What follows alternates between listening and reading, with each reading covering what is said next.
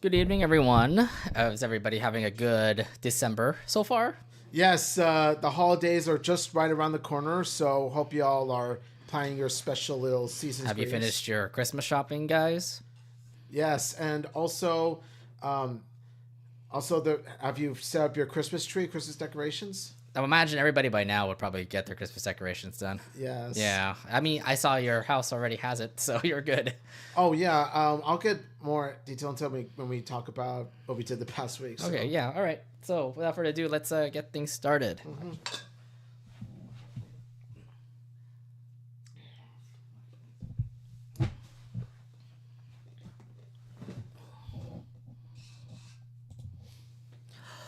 All right.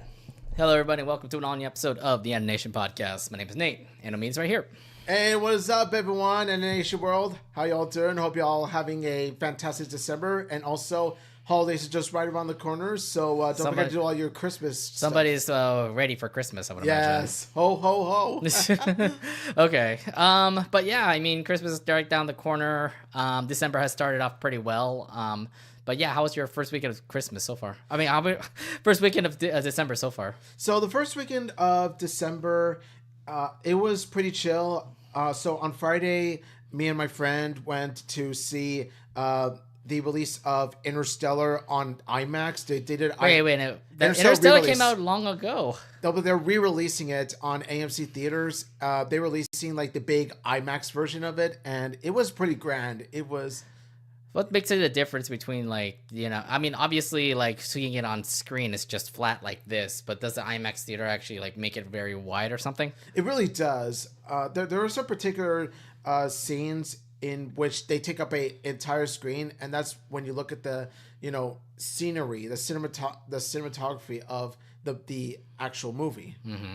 And yeah, it was definitely breathtaking. And then after that, I stayed over at said friend's house, and then on Saturday I went back home and chilled. And on Sunday, my family and I set up Christmas decorations. Oh, okay, so you're not one of those people that literally just does it after Thanksgiving, because my family does it all the time. Yeah, no, we don't do it after Thanksgiving. We usually do it like first or second week of Christmas. So okay, that's not bad. Of December, yeah. Yeah, that's not bad. All right. Yeah, this might be quick just because like nothing really much happened this weekend except for me just like going through like everybody's checklist, making sure I can be able to like get all the holiday presents out of the way. Yeah. Yeah. So there's that. And then Sunday I did go to Dickens Fair over in San Francisco. Have you ever been to that before? I actually haven't been to Dickens Fair. How is it? It's actually not bad. It's well, if you know what Dickens Fair is, it's just mostly like people celebrating like the stories of Charles Dickens, from A Christmas Carol to Oliver Twist, and a bunch of other stories that Charles Dickens has made. It makes sense. Christmas Carol is definitely a Christmas classic, so I definitely see why they did a Charles Dickens Fair during the time. Yeah. Well, it's Christmas time also, and it happens every weekend, even in November. So like we were kind of figuring like what weekend we want to go to, and it made sense why after Thanksgiving makes sense. It makes sense just because everybody's already free from like family stuff, and we decided to just say like, okay, fine, we might as well do it this weekend. So that was actually my only free weekend because this upcoming weekend I'm actually heading over to your brother's place. Yeah, and finally be watching the Raiders game. Yeah, now it's your turn. I don't know if I should be excited, or am I just gonna say, oh, it's just gonna be a win for the Falcons, huh? No, but every time you go to a Raider game, we somehow end up winning. So you're. Oh, hey! What does that mean? What's that supposed to mean, huh? I think it's a good thing you go to Allegiant because that means it's on. So something tells me if they lose, the curse is broken, right? Yeah, if the Falcons do win, then that means that they're. I guess you weren't a charm to begin with, or your charm run out. Yeah, it was only happened like twice. The Patriots game and then the Chargers game. So that's exactly what I mean. I don't think third time's the charm here, unless it actually happens this weekend. Well, I mean, when you think about it, we did almost beat the Chiefs, but then we blew it. So I'm just gonna say this out here. I think every game that we went to from the Bay all the way to Las Vegas have lost. Your game lost. Didn't the Robert's game lost too? Yeah. So Robert's game. I don't remember what game he went to. Oh no, he went to the Jets. Raiders Jets game one time. Yeah, and then they lose. I think so because I just remember the only wins they had were Browns and Ravens. So they lost too. Yeah, those are the only wins we have. Yeah. So in terms of Robert's game, the Raiders lost that one. Yeah. So I mean, like, I don't know what's going on, but the Bay has not been winning games for the Raiders here. Yeah. I don't know if this will continue on with me. That's a problem. Whether or not it does, we'll leave it up to fate to decide. But yeah, I don't have any faith that we'll win, to be honest. I mean, think about it. We only have 2 wins out of like 16 games. Yeah, and you already lost. You're already out of the playoffs, so that's a story. You see, that was the nail in the coffin. Not only did we lose the Chiefs in a really horrendous way we did, but also it cost us our playoffs. My question now is: are you even watching Raider games anymore? To be honest, the one thing I'm looking forward to with the Raiders is the fact that we have the number 1 spot in the NFL draft. So, are you watching the game this Monday? Because like I'll be there, like live for it. I mean, I'll check the score on the sometime in the first half of the game, and if it gets really close, I'll watch the second half. Yeah, but usually you don't watch the whole game. Usually I do. No, I watch the whole game when I'm confident that we might get a win, but the current state that we're in right now, I'm at a point where so what are you gonna be doing on that Monday night then? I'm at a core point where I'm just like, I'd rather be doing, stuff that doesn't leave me with such sadness and disappointment. Like play video games, for example. I can just play video games instead. Oh, okay, fine. He spends his time playing video games. Okay. Yeah. Although the other thing too about next weekend is gonna be fun because your brother is actually telling me that I can actually meet up with Hania, with a bunch of other people that were also in Las Vegas that he's been close buddies with. He's setting up something on Monday, and I can't wait for it. I'm pretty sure we're gonna party it up after the game. That we needed a hotel room at the Strip, so I did book a hotel room at the Strip. Oh, nice. And it's also the other thing too is that the Strip's very close to the airport, so like I do have a morning flight at 11 that I'll have to take. So you have a morning flight on Monday morning? Or Tuesday. Why Monday morning? Because the game's on Monday. Oh yeah, Tuesday morning. Okay, got it. Yeah, because I'm just heading off right after that. There's not really anything to do after though. I see. Yeah. So all I gotta say is this: that I'll definitely see them all in February. But yeah, I do hope you have fun there. Yeah, I mean, you had fun last time you were there. Yes, I did. One Piece Cafe was one thing that a highlight for you. Well, besides the Raider game, obviously, One Piece Cafe was the next highlight. Yeah, and then I'm gonna go visit that too. Obviously, did you do the usual pan roast over at Oyster Bar? Oh, we couldn't go. We couldn't go Vegas trip without pan roast. Yeah, that makes sense. Okay, I need to tell you, bro. We need to go do another pan roast at the Oyster Bar. Like Oyster Bar is a must in terms of Vegas hotspots. Yes, including hot spots. Knowing that we barely survived the freaking hot challenge. Well, we didn't. They did though. You see that video, by the way, in our videos on YouTube, by the way. Yeah. Needless to say, we were dying pretty much. Yeah, you were in the bathroom for like most of the time. This was bad. But yeah, this leads up to our NFL talk. Raiders sucking. I'm sorry.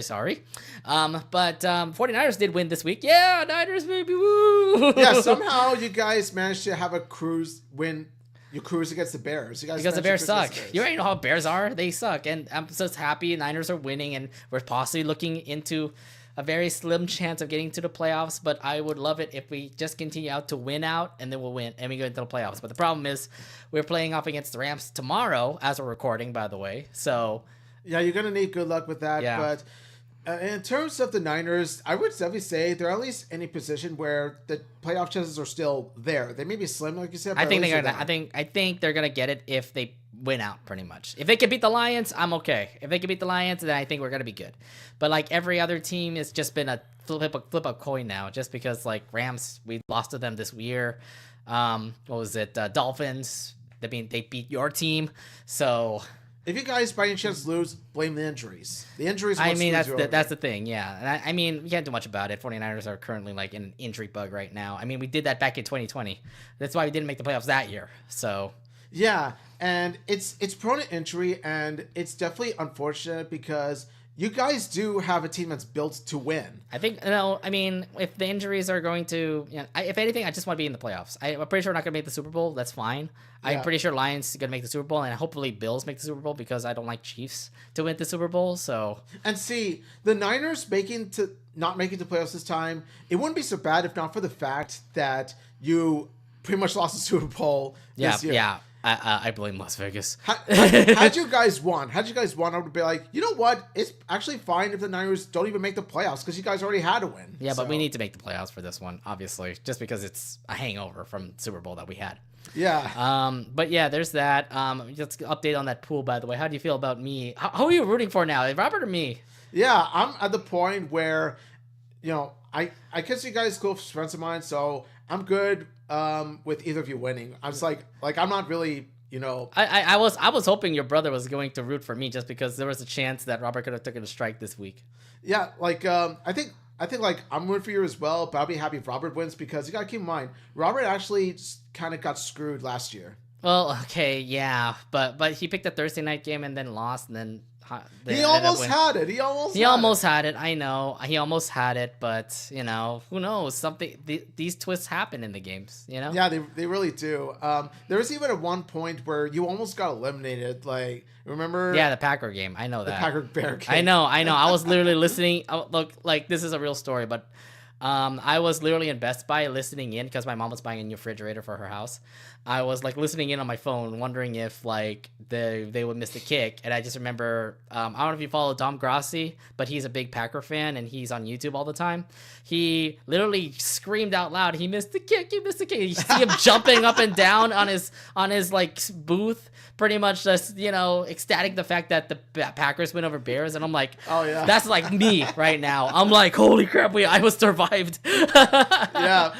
Yeah, you got saved, dude. You got saved. Do you think we're gonna make it all the way to the postseason? Because it feels like it's looking that way right now. It could be. It could be looking like you guys are gonna make it to playoffs. So yeah. Yeah, because I have a feeling like we're picking the same team this week. Because I realized we didn't pick Ravens yet, and it's looking to be the pick that's going to be the one everyone's gonna be picking for. So, yeah. Yeah. So I do wish you both the best of luck, you and Robert. So, yeah. Yeah. It's going to be quite a crazy one. Right. Hold on for a second. I forgot to record the recording here. Not bad, everybody. That's how we do it. All right. Okay. Did we finish catching up on stuff? Unless you want to talk more about like what happened this weekend, or? Yeah. So there was also some new shows I decided to check out. One of them is Gentry versus Chow. No, Gentry Chow versus the Underworld. No, Gentry Chow versus the Underworld. Wait. Gentry versus Chow. What is that? What is that show? I misspoke. It's Gentry Chow versus the Underworld. By the way, I've watched the first 3 episodes. I'm hooked into it. I'm hooked. I mean, like, it looks amazing. I really do like the whole. Look, have you witnessed this too, where like characters actually just have their own basic clothes every time? Some cartoons always do that, but Gentry Chow actually has a different style like every freaking episode, and I'm like, okay, now it's actually really good. Yeah, okay, cool. Good. We got a change of designs. Cool. I like that. Yeah, Gentry Chow has got one hell of a wardrobe where she dresses all these like fashionable clothes and everything. And also apparently it's in Texas, so that's something new. I do like that. I like the fact that it doesn't have to be the main protagonist dressing in the same clothes all the time. Yeah, you gotta change it up a little bit. Yeah, it has been impressive. We're going to do a first impression of that possibly next week, so we're going to set that up for everybody to check out. But yes, please check out Gentry Chow. It's on Netflix right now. High recommendation. High recommendation. And also, another one is Skeleton Crew. Oh, from Star Wars itself. Yeah. The best way to describe Skeleton Crew is that it's basically Star Wars Goonies, where you got a group of 4 kids that get caught up in this spaceship adventure. They try to find the way back home, and they run into this outlaw named Jude Law who tries to help them get home. You mean Jude Law as the actor? Yeah. Who's the real name of Jude Law's actor? I forgot the name. That's why I would say Jude Law's character. Yeah. But yeah, he really caught my interest. But I think it's these 4 kids that stand out to me based on their personalities. It's just like a bunch of like outcasters like trying to be Jedi or something, right? Yeah. Not trying. Well, I know that Jude Law's character is a Jedi or something. He's actually not. He's actually a pirate. But how does he end up getting the Force powers? That's what the future episodes are gonna reveal to us. And it's actually one of the 4 kids that wants to become a Jedi, and it's the other 3 that are trying to live their childhoods in their own ways, but they get caught with this spaceship adventure. So yeah. Have you checked out Skeleton Crew? No, but I really want to, just because of what happened at D23. I mean, like, it already looked already exciting from what I saw at D23. So yeah, Skeleton Crew. It starts out really strong. I'm hoping that it continues strong. I hope it doesn't go downhill. But I think it will still stay strong. Knowing how Star Wars shows have been, I think they're gonna do really well. I mean, Andor's having a second season, and it's looking good so far. All I'm going to say is Skeleton Crew is definitely making up for the heavy disappointment that was Acolyte. I know, Acolyte was bad. Yeah. Acolyte was bad, but this Skeleton Crew is definitely making up for it. Yeah. I feel sorry for, what was it, Scott Denoga, because apparently his character is actually in Acolyte. Yeah, no, Scott Denoga, the actor himself wasn't bad, but it's just the writing of the character that left a lot to be desired, so yeah. Yeah, it makes a bunch of sense. Yeah. All right, cool. I think we're ready to get ready for the episode now, right? There we go, All right, yeah. let's go ahead and actually start it off with, this laptop of mine. Sorry, iPad of mine. It's like flipping up here. All right. Start off with something new for everybody to check out. So in 2025, we already have the first trailer. Is it the first trailer, or is it just like a teaser trailer? It's more of a teaser more than anything else because it doesn't really reveal much about what's to come in Infinity Castle. Yeah. So if you're a big fan of Demon Slayer, Crunchyroll just dropped a brand new trailer for the pretty much the finale of Demon Slayer called Infinity's Castle. Yes. Okay. First off, I gotta say this. There's nothing there. There literally is just the end of the Hashira training arc, and all it is just recaps of what happened in that last scene. Yeah, I think that was the intention of this because with Infinity Castle, it's Crunchyroll's way of saying, here's what happened last time with Demon Slayer, and they're going to reveal much more in later trailers. I was expecting at least some sort of like anticipation, seeing like, what was it, Tanjiro fight this demon, or Zenitsu fighting this demon, or, Shinobu fighting this like demon. Because I know that Infinity Castle, they're just full of demons, because Muzan is the one who's like running the whole entire Infinity Castle thing that's going on down there. And to be honest, I'm perfectly okay with this because I want to go into this as blind as possible, so that I can be, surprised by what's to come, shocked by its twists and turns and battles. Okay, so obviously the big date is that it comes out in 2025, but the issue is there's no exact date for it. And that's the problem. That leaves us guessing where in 2025 exactly is it going to be released? Like early 2025, mid 2025, what? Yeah, I'm assuming summer 2025 is looking to be the case. Yeah. I feel summer 2025 is the best case scenario because it usually gets busy in movie theaters during the time, so it's a perfect advantage. But spring or fall would do them just as good. Yeah, I think summer will work out best. Spring will be a little bit too early, but I know that the people who are working under this movie are like absolutely on top of it because they know this is the end of Demon Slayer. It's the grand finale. Yeah, it's supposed to be the grand finale, and of course they're gonna do whatever it takes to make sure it's animated properly, it looks so good, and all that kind of jazz. So somebody tells me if they're already done, then they could release it in spring. I mean, I have trust in them. Like, they did a great job with the Mugen Train. So... Oh, I never forget the Mugen Train. It had my heart, I know. And it's supposed... And you know what's kind of funny? Like, even in the original, series, they did split it into 4 episodes. So yeah, they really did. It's pretty much you're watching the whole movie again. Yeah, Infinity Castle, I think that... Now, from what we've seen, is that Infinity Castle is going to be split into a movie trilogy. Yep. So this is going to be part 1, and then part 2 is going to come 2026 to 2027. Yeah, and I think that's fine. And I think that's fine because it just gives... It's kind of like Wicked. Waiting for part 2 next year. So waiting for these 3-parters of Infinity Castle coming out from 2025, 2026, 2027 makes sense. Another good example of this is Deathly Hallows did this also with part 1, part 2. Uh-huh. So I do like how Infinity Castle is splitting it into, separate movies, separate parts, because that means it's a much bigger story. It's supposed to be, I think, the biggest arc in Demon Slayer anyway. Because, you have... pretty much every demon is all out there, and then all the demon core is trying to fight them. Same with the, Tanjiro's crew. So I just feel like everybody will have their battles, and everybody's gonna face a demon off, and now they're going to just be their ultimate challenges here, pretty much. Yeah, this is something that is going to surpass Entertainment District Arc, Mugen Train, and even Swordsmith Village. It's going to give Swordsmith Village a run for its money. Was that your favorite arc, by the way, Swordsmith Village? Or what was your favorite arc, actually, overall? My favorite arc was honestly it's sort of a toss-up between Entertainment District and Swordsmith Village. Oh, Either of the two. I actually like Entertainment quite a lot. Now, see, Entertainment, I thought of Entertainment because of the sibling dynamic between the demons.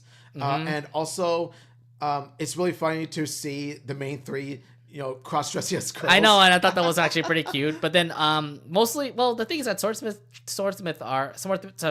Village arc was just mostly Tanjiro and Nezuko. Both of them are just the only ones that are like really focused on. And same with the other two. Was it Mitsuri and what was the other guy? It's also there's also Hanjiri that's also part of this as well. She plays an important role. Wait, where? The love Hashira. Yeah, you mean Mitsuri? Mitsuri.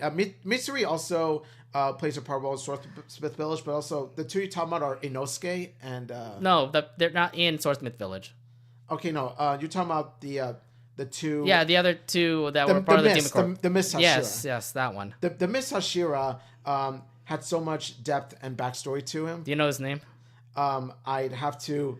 I thought you know the name. Oh, I forgot. No, I cosplayed him too. I just forgot the name too. Yeah. It must be Hashibira. Must be Hashibira. No, it's not it. No, that can't be it. Oh yeah. No, that can't be it. It's the guy with the blue eyes. It is the guy with the blue eyes and the hair. It is a guy with the. I see blue eyes here, so. Let me see. No, that's Inosuke. Yeah. No. Inosuke's the boar. Dude, what are you doing? Oh my god! Somebody tells you don't know Demon Slayer. Okay. Somebody tells you don't know Demon Slayer. Okay, Inosuke's the boar, but the Mist Hashira. I forgot the name of the Mist Hashira. Here, let me look. You already have your notes. Let me see. God damn it, dude. Jiu Shinobu Murata. Oh gosh. No, you spelled Inosuke. Keep on putting it up too much, dude. Oh god. All right, we gotta keep on going down. Let me see. Yeah, here the Hashira. Tokito. There you go. Yeah, Tokito's the one you cosplay. Yes. Yeah. Inosuke is the boar, best boar to be. Yes, to be fair. and again, they're not focused. Like Zenitsu is my boy, but he's not in this arc. Yeah, so it kind of like throws it off a little bit, but it's a good arc though. I mean, you still see Tanjiro get stronger, like do all these moves here and there, and of course that big scene where Nezuko happened. What happened to Nezuko? Yeah, see, Swordsmith Village. What makes Swordsmith Village really stand out, of course, especially is its ending. Yeah, there's that. The ending is the most touching and the biggest. Now, I find it funny that we haven't actually said anything about Hashira training arc. Did you like that arc? Hashira training, I felt, was a bit of a downgrade in comparison to its previous. Because it's supposed to be a training arc for all the Hashiras. So it means like it makes sense why everybody why like all the demon slayers who are like in that corp were like all training. You get to see like Tanjiro try his best to be strong, and then you see Zenitsu continue to complain a lot. You get to hear. I mean, hence the title Hashira training. Yeah, so. I know. It's just mostly training arcs. There's a lot of funny parts here and there about the Hashiras, which I thought was funny, and there's also Jiu's like backstory that ends up actually doing. That's actually it's a big focus in the show. Mm-hmm. So. Yeah, it's supposed to be like a small arc that is not supposed to be focused on. Obviously, it gets you building up to the final arc of Demon Slayer. Yeah, and with Infinity Castle, I do trust that it's going to be the biggest and best of the bunch. I think so. I'm pretty sure it's going to be the best arc, probably. I mean, like, Swordsmith Training was good. Then you're hopping up to Hashira, which was like, why? But to be fair, I do like the whole comedy bits here and there. And then you go to Infinity Castle, which is supposed to be the biggest and best finale to say. And for it to become 3 movies, like, oh my god, I can't wait to see all 3 of them. So. And you know how it's the biggest and best? If you look at the Infinity Castle itself, look how big it looks. Like, on a grand scale, I mean, it's like... Infinity. You'd expect it to be big and grand. Yeah, with many stories. Yeah, I mean, it's Infinity. So you expect a lot of, like, floors. That's the reason why all of them are, like, falling on the floors. Like, they're going through everything. And that's what makes it work as the final arc, is that with Infinity Castle comes with Infinity Stories, comes with Infinity battles to fight, because Infinity everything. Yeah, I mean, they're eventually going to fight, like, in the castle. I would imagine, again, those fights are just going to have, like, other demons pop up and distract the demon slayers, and then of course they get an advantage because it is their home court in the Infinity Castle. So again, there's just so much to predict, but the thing is that it is coming out in 2025. There's not again the trailer didn't give me nothing. I just only saw that ending of the ending of the Hashira training arc, and it tells me like, what can I see? What more can I see? Maybe because it's too early to see the info. I feel like in a few months from now, we're going to see the actual trailer to it. Yeah, I'm assuming probably in a couple, not a few months, maybe like in April or May or something. Yeah. Because like it's going to be during that timeline where the movie will be released out soon. And of course, we're going to be talking about that when that comes out. Of course, yeah, of course. But that's a long way to go. It's a long way to go, and it's going to be a longer segment than this. So okay, yeah. That's for sure. Anyways, you're going to watch it on day one. I mean, that's a little obvious. Well, yeah, we're huge Demon Slayer fans, obviously, despite the fact that we don't remember some of the Hashira's names. So yeah, but we're still fans of it. Yeah, I'm surprised you don't even know Inosuke, which I thought was surprising. Yeah, I like when I look. He's supposed to be the guy that's the boar guy. Yes. When I look at Inosuke, I thought to myself, okay, where's his boar head? Because when I look at his human form, I think to myself, he's unrecognizable. But he is well known also with the blue and black hair and the blue eyes. I mean, you just see him mostly half naked. He's just mostly having his like ripped arms everywhere. To be fair, I'm mostly used to him with the boar head. Oh my gosh, I can't get enough of him with the boar head. I know the boar head is one thing, but he also does take it off. Okay. He did have it off throughout most of Hashira training, that's for sure. Yeah, so I mean, I will definitely say that. Yeah. Anyways, yeah, Demon Slayer Infinity Castle, that's supposed to come out in 2025. I can't wait for it, and I'm pretty sure you guys can if you're big Demon Slayer fans. Absolutely, let's go. All right, so next up that we have on our agenda, let's actually talk about this DreamWorks classic, The Bad Guys 2. Yes, The Bad Guys 2. So yeah, the bad guys are back in their own bad adventures. It turns out that the first movie isn't the last that we see of the little mischief. So when I saw the trailer, I first saw that the bad guys are currently like living life as it is, because like it did show like what they did in the first movie, where like the bad guys were obviously being criminals and stuff, and then they became good guys. And now, like months later, after the events happened in the Bad Guys 1, they're now living life, trying to find jobs, trying to be like good guys. And then they get kidnapped by like other girl villains, and then there comes this brand new story where there could be villains again. Yeah, so it's pretty much them trying to be, law-abiding members of society, but lo and behold, there comes these bad girls trying to get them to relapse, and we do see them kind of struggle with. I would imagine their skills are still there, like the heist skills that the wolf does, and like the distractions that the shark does. No, the skills are still there, but I'm talking about they struggle to try to remain, in the good side. It's they try so hard to resist it, but they end up being relapsed by these girls. So yeah, but no, the thing that kind of gets me is the fact that like they're trying to be like, you're right, members of society, like trying to become good guys to say. Yeah. But at the same time, like they can't find a job. Like I remember that one scene where like the wolf was trying to like find a job at the bank, yet the banker said, "You robbed us like 5 times." And he said, "This was this bank?" And I'm like, oh god, he did rob a lot of banks. Yeah, so good luck with him trying to be a bank teller, because it just ain't gonna happen. Well, I mean, that's probably not his job, but like I just feel like for all of them, like for all 5 of those members that ended up, becoming good guys in the end, they can't find their way in life to say. Yeah, because when it comes to their criminal record, it's a hindrance to somebody tells me like society or wherever they're living at right now, they said like, oh my god, your guys are bad guys, I can't give you a job. No, you did a felony. No. So even though they're trying to be good, society never forgets how much damage the bad guys have caused to their banks and stuff. Yeah.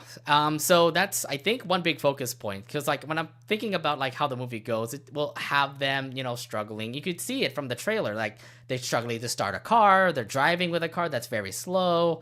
I don't even know what's going on with the snake or the shark or the spider, or where they're at right now.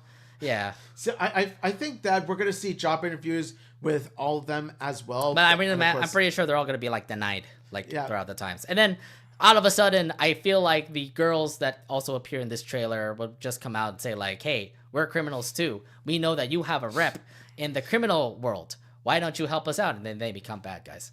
Yeah, so this is exactly what I mean when I say that they figured that if they can't join in being the good guys, they might as well go back to being bad guys again because society won't let them be good. That's the problem, is that society itself, it refuses to forgive them. Well, I mean, they turn themselves into good. Something tells me like they'll be like, oh, why are we doing this? I thought they're gonna just do one last job, which is what they were gonna do with those girls that were also robbers as well. Yeah. So, and I really do like the bad girls themselves. They not only are they different species from the bad guys, but they also they have similar personalities, but they have their own unique character designs and they're different species, which makes them unique in of itself. So, and then of course you got the snake fall in love with the girl. That was like the last. That was the last scene of the trailer. Yes, that was interesting. It's interesting because it's sort of going to play into the conflict within the bad guys group themselves, because you got some of the bad guys who are trying their best to be good again. And they try to be a law-abiding citizen society. But then you got some bad guys, like Snake, for example, that want to relapse into the bad guys again because, what's the point of becoming good if society doesn't let you? Yeah. And I think that Snake's relationship with the Raven girl will definitely enhance Snake's choice to go back to bad. I just know that the wolf is definitely going to be the big person that's going to make changes here and there. Yeah. So something tells me he's the one to decide how the group is going to turn either good or bad or something like that. Yeah, it's similar to Wolf and Snake's conflict in the first movie, where Wolf learns that being good isn't bad. Being good is how you make yourself happy. And then you have Snake, who wants to remain the bad guys. I have a feeling the sequels to touch upon the conflict again. Yeah. And it makes a lot of sense, though. I mean, when you go back, say, for example, when the bad guys go back into being bad, they will find a sense of saying, oh my God, I feel so accepted here. I might as well be bad again. I think it's kind of a reversal because one side differing with another involves a certain girl, because you got Diane trying to influence Mr. Wolf to be good, which inspires Mr. Wolf to try to be good. Same thing with the Raven girl, who is Snake's girlfriend, trying to get him to relapse into being bad. I just remember this Fox girl was also a big thing in Bad Guys 1. I did not see her in Bad Guys 2. Yeah, so, I'm just like, where's Diane Fox? She was the best character in the movie. You brought up Diane, but the thing is, Diane is not there. So what happened to her? I think there has to be an answer for that. I think that either trailer number 2, the next trailer is going to show some bits of Diane, or it's actually going to be a surprise appearance. Maybe. In this case, because to be fair, the whole focus is on the bad guys. Obviously, those 5 are the ones that gets the more focus on. Yeah, and what's really funny is that in the group of bad guys, there's actually this girl tarantula. So you know what, the girl tarantula's gonna fit in with the bad girls because she's a girl herself. So yeah, I know. I don't know. So yeah, I mean, the first Bad Guys, by the way, the first Bad Guys movies was actually pretty good. I actually liked it when I first saw it over in theaters. It's definitely one of the most. That was 2 years ago, say. One of the most underrated DreamWorks movies ever. I couldn't get enough of that. Yeah, I just never expected the Bad Guys to actually become a big franchise or anything. I know it was one of DreamWorks' best films for sure. It's also helped by the fact that it has its own stylized animation as well. That's what really enhanced the movie as well. Mm-hmm. Yeah, that's true. And then I think that also did lead up to more of that kind of style of animation, right? I know Puss in Boots did have their own kind of animation that kind of relates to Wild Robot, for example. Yeah, Puss in Boots, Last Wish, Wild Robot, Bad Guys, they have their own distinct animation. And I like it. I like it. Yeah. And I do like it. I'm wondering how they will work with Shrek, to be fair, because I don't think they're going to use this kind of style. Whether or not Shrek uses the same old computer animation or stylus animation, that's pretty much up to the future to decide. They'll probably go with computer animation, but it'd be interesting to see Shrek do the stylized route. I mean, if they could do it just like Puss in Boots, maybe, but I still really do love the CGI version of Shrek. I mean, you can't live without the 3D version of Shrek. Yeah, the CGI Shrek really does still hold up. It's definitely one of the best looking CGI animated films, but whichever animation style they go with, I hope that the story. I think they'll stick with what was before, when Shrek was the big movie franchise for DreamWorks. Yeah, Like just keep it that way and make it maybe make it better, just because animation has definitely upgraded. Like computers have been able to actually make CGI better. So yeah, we're in a new age of modern technology. So Shrek's animation is gonna look polished in comparison to the rest. yeah, I feel like it's going to be that way. And for Bad Guys too, I think the animation is going to be the same. I think it's going to be looking great. I do think this might go well, but we already talked about how sequels go. Do you think it'll be better than one, or do you think it's going to be as par, subpar, or a little disappointing? I don't know. It's up to you. How do you feel about two? Now, one thing to keep in mind about every second movie, well, most second movies in particular, when it comes to franchises, they manage to somehow surpass the first movie. We got Shrek 2, which is better than Shrek 1. Okay. You got Puss in Boots: The Last Wish, which is better than the first Puss in Boots movie. You also have How to Train Your Dragon 2, which is better than the first. Kung Fu Panda 2 is better than the first. Also, that's surprising. I debate that. So, are you looking at the whole DreamWorks trend? Oh, 2 is better than 1. This is how the DreamWorks trend works, huh? Yeah, somehow DreamWorks does have the trend of 2 be better than 1. So, you know what? Bad Guys 2 does have a chance. It has a chance of it being surpassing the first. Do you think it'll actually have a 3? Because, like, I feel like if you're going to tell me that 2 is going to be successful, then that 3 will happen. But have you seen the trend on 3, though? Shrek 3 didn't do well. Kung Fu Panda 3, not that great. Hey, I like Kung Fu Panda 3. It's just not as strong as the Not as strong as the other 2. I'm just saying it's good, but it's not as strong. Yeah, and How to Train Your Dragon 3, though, was an entirely different story in of itself, though. 3 was the you just have a new white dragon in there. Yeah, so in terms of Bad Guys 3, whether or not it'll exist, it's up to how this movie performed at the box office. Something tells me there will, because remember, it's also based off a book series too. So I feel like there will be a 3. It's just that how will they do it so that it actually be like as good compared to like the other, compared to 2, compared to 1, you know? Yeah. So we don't have a confirmation of Bad Guys 3 as of yet. We only have 1 or 2. It's too early to even say 3. It's too early to say 3. I'm just saying, like, I mean, I'm just making predictions. Like, if 3 will come out, then, you know, how is the trend on DreamWorks, how that has been, and if there will be a 3, because it tells me that there might be. Emphasis on might. We don't know for sure, but back to Bad Guys 2, I really do hope that this movie does well, because that means it opens doors to more Bad Guys content. Yeah, and again, like, I really do think that there might be a 3, but at the moment right now, 2 is looking to be promising. And it's coming out this summer. So, I think this is going to be quite interesting. Summer has been going great. We got Demon Slayer, and then we also have Bad Guys 2. And I feel like there's going to be more, like, animated movies coming out this summer as well. So, yeah, and which is definitely the best time for the reasons we just mentioned. So, yeah, insane. What was it? The Bad Guys 2, I mean, undoubtedly looking to be great. It's coming out this summer, so if you're definitely into Bad Guys, to the Bad Guys series on DreamWorks, go ahead and check it out. Yes. It's coming out, more movies of that coming out soon. Yes, we got the Bad Guys and another mischievous adventure there, so yeah. Yeah, I thought they were good. What the heck? Hey, they're called Bad Guys for a reason. Otherwise, this would be called The Good Guys if this was the case. Oh, it's pretty much just like every other like superhero movie now, if that case. All right. One more piece of news that we want to bring up to you guys before we go into our main subject tonight. Well, you see these 6 movies that are currently on the screen right now. Well, turns out the Golden Globes is coming out real soon in January, and they've already picked out their nominees for Best Animated Film. So it comes down to 6 films: Flow, Inside Out 2, The Wild Robot, Memoir of a Snail, Wallace and Gromit: Vengeance, Most Foul, and Moana 2. So out of all the movies on the list, have you seen any of these? Right? Have you seen any of these movies? I'm pretty sure we're going to talk about. We already talked about Inside Out 2. We already talked about Wild Robot, Moana 2. We'll talk about that later on tonight. But the other movies that are going to be in there: Flow, Wallace and Gromit, and Memoirs of a Snail. First off, how interested are you in seeing the other films that you haven't seen yet? So, how interested I am in seeing the other movies. Now, of course, I got to put this out there.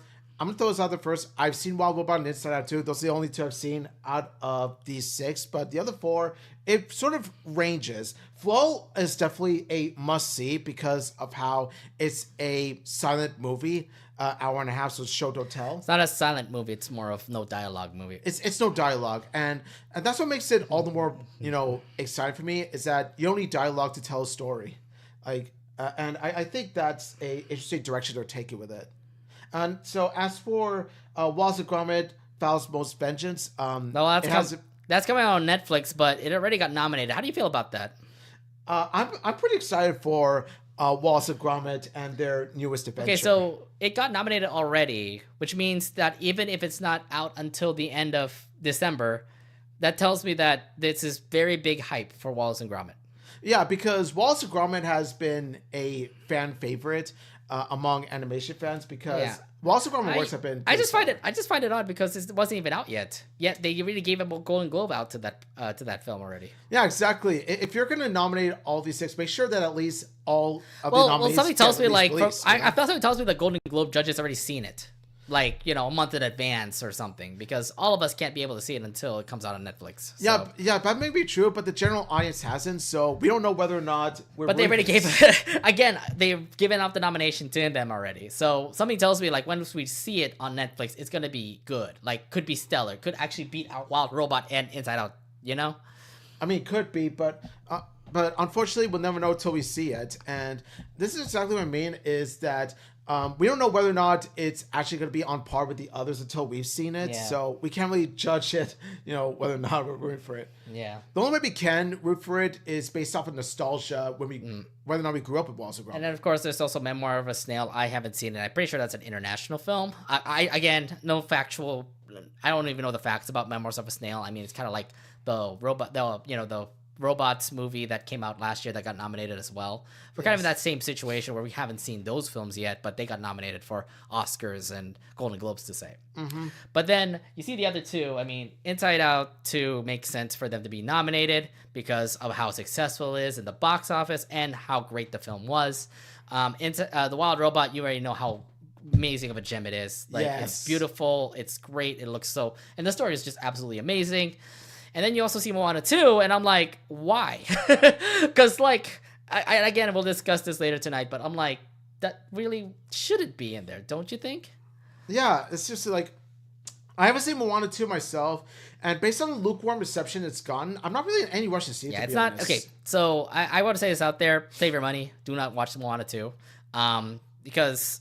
Yeah, I get it. The hype was just out there. Moana 2, everybody... I'm assuming just because it broke box office records is the reason why it got nominated. But if you see the film itself, it definitely is a big letdown compared to the first movie. Yeah, and I look at this and I think to myself, Moana 2 is all good. Showing Moana 2 is good and all, but did it need a Moana 2? I feel like Moana 1 was great on its own. I know. I know they want to expand the story, but how can you expand the story? There are more things out there in the ocean. Go and explore them, Moana. Now, see, I did hear that Moana 2 was originally going to be a TV series. So talk that later. Let's talk that later. Yeah, no, sorry. Yeah, we'll talk about that later. But I'm just saying, from all 6 nominated films, do you think they all deserve that Golden Globe nomination? Wild Robot, 100% deserved. Inside Out 2 also deserved. In terms of Flow or Memoir of a Snail, I'm sure they are deserved. I haven't seen them yet. Wallace and Gromit, like I said, it's just the judges that's seen it. The general public hasn't seen it yet. So we ourselves can't really judge whether or not it's really deserved yet. I feel like, like I said before, if you're going to nominate all 6, make sure that they are released for the general public to see before you nominate them. Mm-hmm. I just think Wallace and Gromit and Moana 2 should not have been in there. I feel like there's some other films that need to be in there. We both agree. Me and Omid do say Transformers should have been nominated for a Golden Globe because it was a really good animated film, and why it didn't get nominated surpasses me.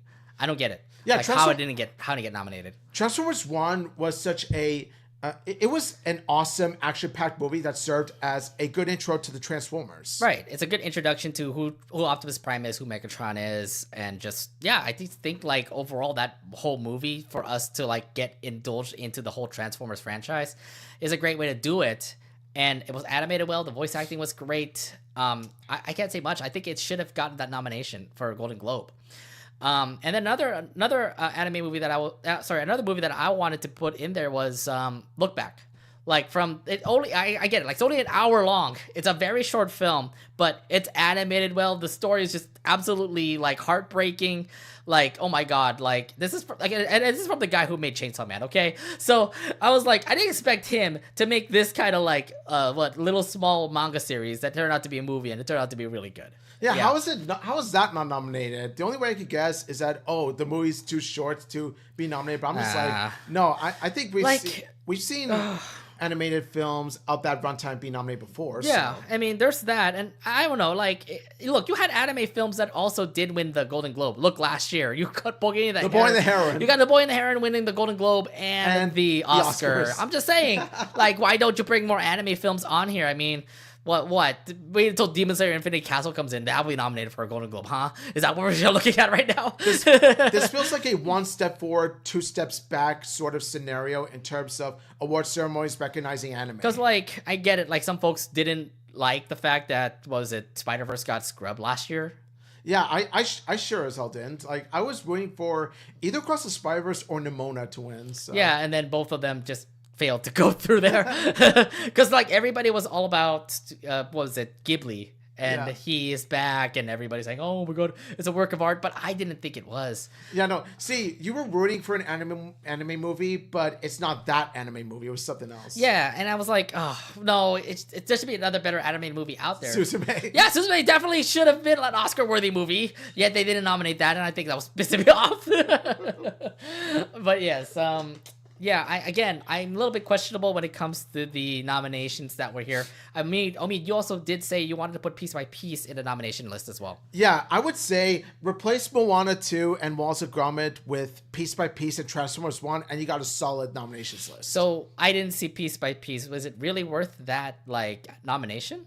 I think so, because it takes the biopic of Pharrell Williams. It takes the Pharrell Williams biopic story, mixed it up with Legos, including the humor and the animation and all that stuff. You combined it, and it makes for one hell of an experimental movie. Yeah, I haven't seen it, but I heard it was pretty good. Yeah, but to make it into the Golden Globes, it has to be like a really stellar movie. I'm guessing the whole biopic is the reason why it looks that great, maybe? I don't know. I haven't seen it, so... Yeah, no, because it takes the two elements that you never would have imagined would have collided together, and they somehow managed to make it work. Yeah. It seems that it should be able to be worthy for an Oscar, but to be fair, sorry, not Oscar, for a Golden Globe, but to be fair, there were a lot of like animated films that were nominated for the Golden Globes, and these are the last 6 of them. I do have to say, though, Moana 2 definitely didn't deserve it. I would imagine the other 5 does make sense.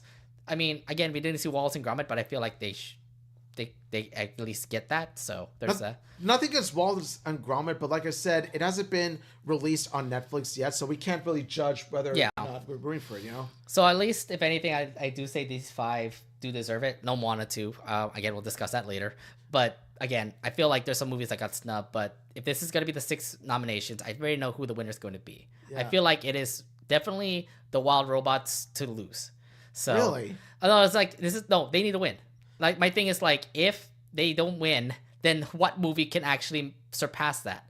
Is it Inside Out 2? Is it Flow? Because I feel like those are the only 2 movies that can, like, compete against Wild Robot, to be fair. Yeah, while I'm rooting hard for Wild Robot to win, if Inside Out 2 wins, I'll be happy about it because I love that movie. And, you know, I need to see Flow before the Golden Globes. Oh, I just know that, I don't know, everybody's raving about Flow. Like, they absolutely love it. It's just animated well. It's not a dialogue film, but you know, everything in that movie already makes you feel and stuff. So something tells me it's good. It's just that we need to see it out in theaters. It is here in theaters. It's just that it's in limited theaters here. Yeah. So good luck trying to find a showtime in which you're absolutely free and you're willing to drive so far to see it. I do have to say this. because of these nominations, they do have a chance for them to be Oscar worthy as well. Yeah, like Wild Robots got 4 nominations on its belt, so Well, 4 nominations in the Golden Globes, not the Oscars. yeah, and that's exactly. Yeah, that's exactly what it means that most of, if not all of them, do have a chance to be. Yeah, I nominated, think like you I said. think if anything, Yeah. they look to be nominations for Oscars. If anything, please take out Moana 2 and maybe Wallace and Gromit, and at least put Transformers 1 in there because I feel like it does deserve it. And Look Back. I feel like Yeah. those two definitely should be in the Oscar, nominations discussion to say. I would say for Piece by Piece, only for consideration. Piece by Piece, definitely consider that as well. I don't think it's gonna make it all the way that far. To be honest, I don't think it's gonna make it that far. Because and you did mention about the 4 Golden Globe nominations for Wild Robot. That's the reason why I think it will win, because it did get nominated for other things like original score, original song, and theatrical release like achievement to say. Yeah. And those are Golden Globe animations too. I mean, you had Taylor Swift win that category. Okay. So yeah, I mean, it's a long shot for it, but I have a feeling that it's going to be Wild Robots to win. So Yeah, I feel that Wild Robot does have the highest chance to win, but there are also strong competitors. they're very strong competitors. That's what I'm saying. But yeah, that's all. That's all I can say about the Golden Globes. The Golden Globes are coming out on January 5th, literally the first week in January. If you want to bring up your comments on who do you think would win the Golden Globes, put it down in the comments on our YouTube. But yeah, who's gonna win? We don't know. We got to wait for a couple weeks later till it comes out in January. We're going to be off to quite a start 2025 with this, aren't we? I think so. I mean, we already have more animated films coming out coming up real soon. I mean, The Lord of the Rings is coming out this week. So. Yes, which I'm still excited about. So, yeah. And then also Sonic 3. Obviously, we're all going to wait for that. Sonic 3! Yes! Yeah. All right.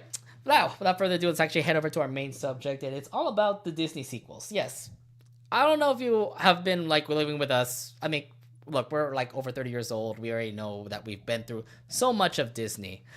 But when we heard the fact about Moana 2 actually coming out, it leaves me back to the time where back in the 2000s you get to see all these other sequels of animated films come out on Disney as well. Mm-hmm. Yeah, do you remember that time?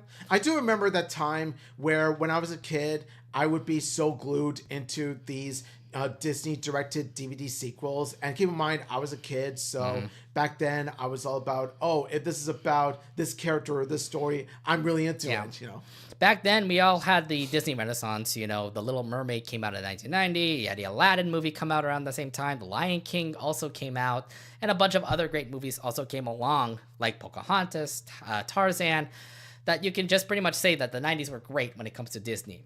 But when it hops into the 2000s, why did we have an extra story that came out after that? Yeah, I could...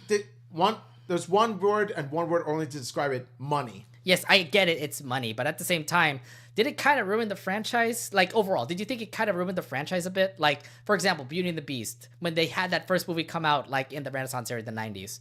That was a really great hit film. But then they also did bring out the Enchanted Christmas movie and that other Belle's Christmas Carol thing. Yeah, the Belle's Magical World. Yeah, that one. Oh, God, don't get me started on Belle's Magical World. It is a mess. See, I'm just saying, did it ruin the franchise for Beauty and the Beast for you? It definitely left a taint in the Beauty and the Beast franchise for sure. It didn't ruin the first movie for me. Obviously, it's still a masterpiece. But when you look at the sequels, these two, you think to yourself, they are not part of Beauty and the Beast. You can't hate. Here's the thing. I can't hate Belle. Belle is an amazing Disney princess herself. I mean, I watched Beauty and the Beast. It's a great magical story and stuff. But when you bring in 2 and 3, when you bring in Enchanted Christmas and Magical World, I looked at it and I'm like, what happened to this show? And what happened to the show? It looks so bad. And that's exactly what I mean, is that Belle is such an amazing character.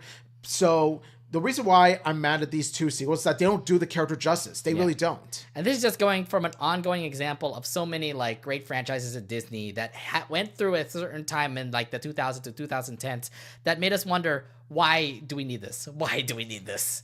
Yeah. We don't need it, but Disney does. They want to make money off of it, so...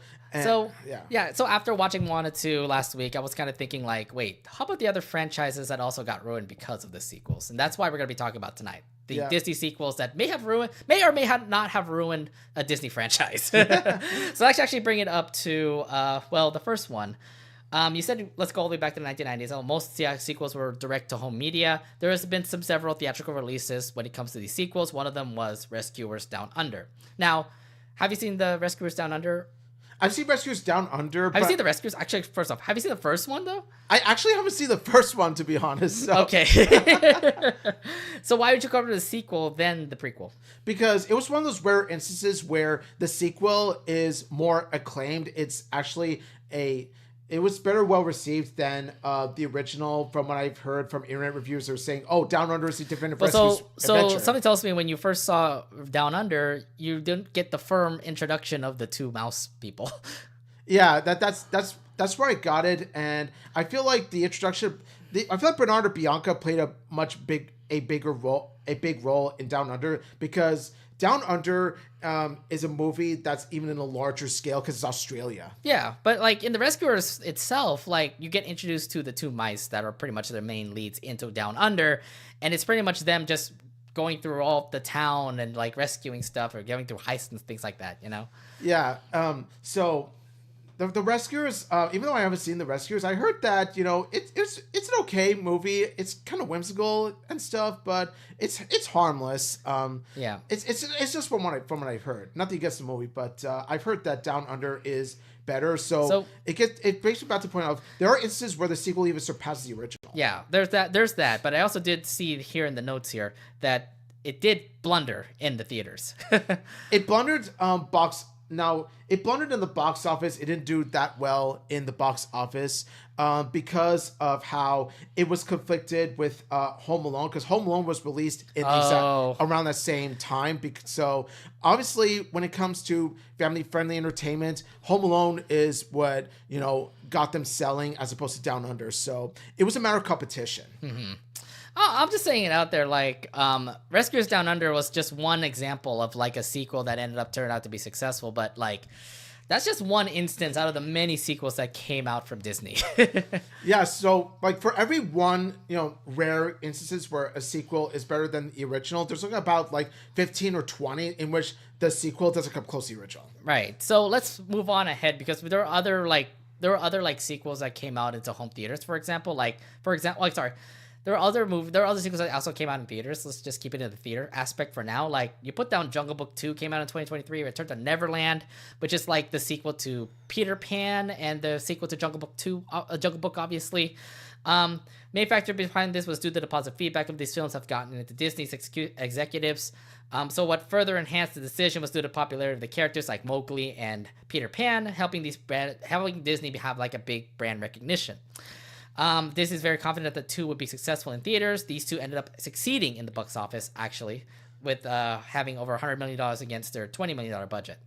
What are your thoughts about like having those sequels, for example, and having it be successful? So when I saw it in theaters, I saw Jungle Book 2 and Return to Neverland in theaters. Jungle Book 2 was mid. Return to Neverland was something quite great. Actually. It's interesting because it's supposed to be what happened. It's literally like, what was it? Wendy's daughter, right? Yeah. Wendy's daughter that now goes to Neverland. Yeah, Wendy's daughter, Jane. And what I like about Return to Neverland is that it's a different story, a different kind of story from the first movie, in which it deals with Wendy's daughter, Jane, not believing in magic or fairy tales or anything like that, because she's coming to terms with her father having to leave to go fight in World War II. Yeah. So it actually kind of goes deep sometimes somewhere in Return to Neverland, which I respect about it. Mm-hmm. So... yeah, and I was also surprised to find out about how the two actually ended up succeeding in the box office. Yeah, I mean, the Jungle Book kind of makes sense because I think the Jungle Book needed, like, what happened after, because I know that Mowgli, like, went up to another village and meet that girl. I remember that in the end of Jungle Book. And then what happens to those two, And I think I'm thinking, like, Jungle Book had, like, a cult following or something where they actually had a lot of fans, and Jungle Book ended up actually becoming very successful. It made sense why they couldn't make it too, right? Yeah, and also it also helps that the animation in both of these movies look quite stellar for Disney sequels. Well, Jungle Book came out in the 90s. The Jungle Book 2 came out in 2000. So I would imagine the animation doing a much better flow than back in the original Jungle Book movie itself. Yeah, and it's exactly what means that I feel like you could tell that there was effort put into it. Well, the thing is that animation is different when you hit it in the 2000s because it's better computers, better technology. That's the reason why whenever you see the difference between Peter Pan and Return to Neverland, for example, Return to Neverland looks so much better compared to Peter Pan. Yeah, it's kind of obvious. Yeah, because animation has, obviously with the new age of technology, back then like 2000 as opposed to like the 1960s or whatever, obviously animation has evolved. So yeah, you do expect it to, be better, like animated wise. Yeah. And yeah. I think out of all these two movies that we're talking about, from Return to Neverland and Jungle Book 2, I just remember like the commercials for Return to Neverland that ended up actually making me want to watch this movie because like, oh my God, it's Wendy's daughter. Oh, that's so cool. Now she's going to Neverland. Oh, where's Wendy? She's growing up now. Okay, that makes sense. the trailer literally opened. The trailer to Return to Neverland literally opens up with Jane getting kidnapped by the pirates. Yeah, that's right. I remember that. Yeah, and then she needs to get rescued, so Peter Pan comes in and has to help him out. You get to see Lost Boys again, all this stuff. And what I like about Return to Neverland is that They did more with the Lost Boys in the sequel than they did with the original. I feel like with the sequel, they gave the Lost Boys more personality. Okay, that's true, because the Lost Boys were just Lost Boys. They're just there and then was dealing with the other boys that were like, flying. And then I know Wendy had like that deal with the mermaids because the mermaids want to drown her or something like that. Yeah. I remember, I never forget that scene. That scene was quite hilarious. Yeah. It would have been great to bring back the mermaids in the sequel, but it didn't do that. But I mean, the big thing obviously was Captain Hook and, him against Peter Pan again. So yeah, and usual Captain and of course you got Captain Hook and Smee. They're quite a comedic duo, just like the villain sidekick duo. They're quite hilarious. And of course you got Captain Hook face being in fear of another monster. A gator? Just a bunch of gator? No, the first movie was a gator. This time around it was a squid or octopus sort of creature. Right. I'm thinking to myself, where was the crocodile? Where's the TikTok I was thinking crocodile? like the crocodile is iconic though. I mean, the crocodile always keeps getting chased by Captain Hook all the time. Or no, the gator always chases Captain Hook all the time, like in all the rides and every iconic scene in Peter Pan. So yeah. I think that's the one of the downsides of Neverland is that the squid doesn't look nearly as intimidating as a gator. He has nothing on the gator. No, and that's what makes it a little bit disappointing. But still, I mean, either way, I think just because it was so successful in the box office is because like, oh my God, it's Peter Pan. Oh my God, it's Jungle Book. I remember growing up with them. I need to watch this movie. But did it actually live it up to actually a better film compared to the original? Like, when you watched Return to Neverland, did you feel like it was better than Peter Pan? Or was it as subpar as Peter Pan? I feel like while Return to Neverland did have a stronger story, the original Peter Pan is something that holds near and dear to my heart. I'll be real. I'll be real with you. I mean, Peter Pan definitely is a better film just because, like, I get it. Like, it's supposed to be like the original Peter Pan that we've seen, and it's always a classic every time I watch it on like Disney Plus, for example. When I watched Return to Neverland, I only watched it like twice or three times, and I just forgot about it. It's really a lost memory. Same with Jungle Book too. Like, I watched Jungle Book, and it's always on Disney, on the Disney channels or like Freeform and all that. And I remember watching it, and I remember like seeing it again, saying the bare necessities and all, and then seeing 2, and I'm like, oh, I mean. I don't even know if the story actually makes sense in 2, because like I get it. It is Mowgli. It is Mowgli and like this villager girl now pretty much in the jungle, but now see, it's not the same compared to like the original Jungle Book. Jungle Book 2 is a sequel that I find less favorable in comparison to Return to Neverland. Jungle Book 2 was pretty forgettable, to be honest. Yeah, see what I'm saying?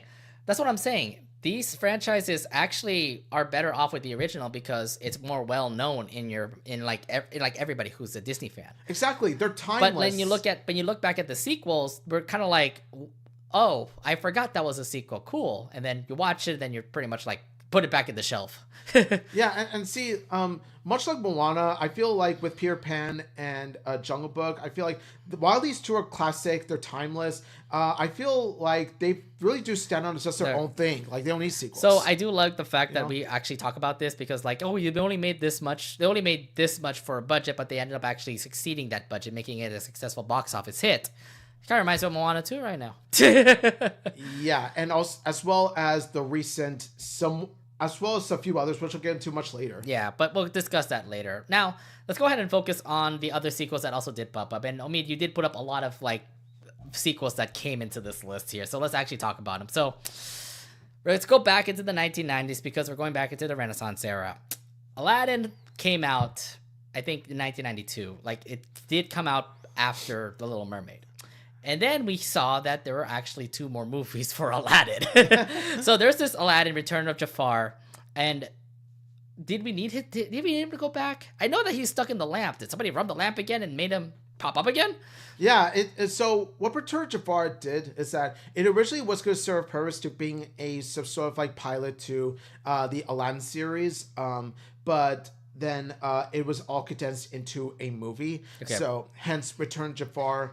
And then you get to see Iago's redemption, and then Iago joining the good guys after the Return of Jafar. Oh, so the parrot actually becomes good. Okay. The parrot becomes good, which is why you see Iago in the Aladdin series with the gang, because... Well, that's a series. This is the movie, Return of Jafar. So it's like, I get it. Jafar is back. He wants to curse Aladdin or something. Mm-hmm. Aladdin, Jasmine. I know that this is supposed to be what happens after Aladdin. So you see Aladdin and Jasmine together. You see the Jafar. You see...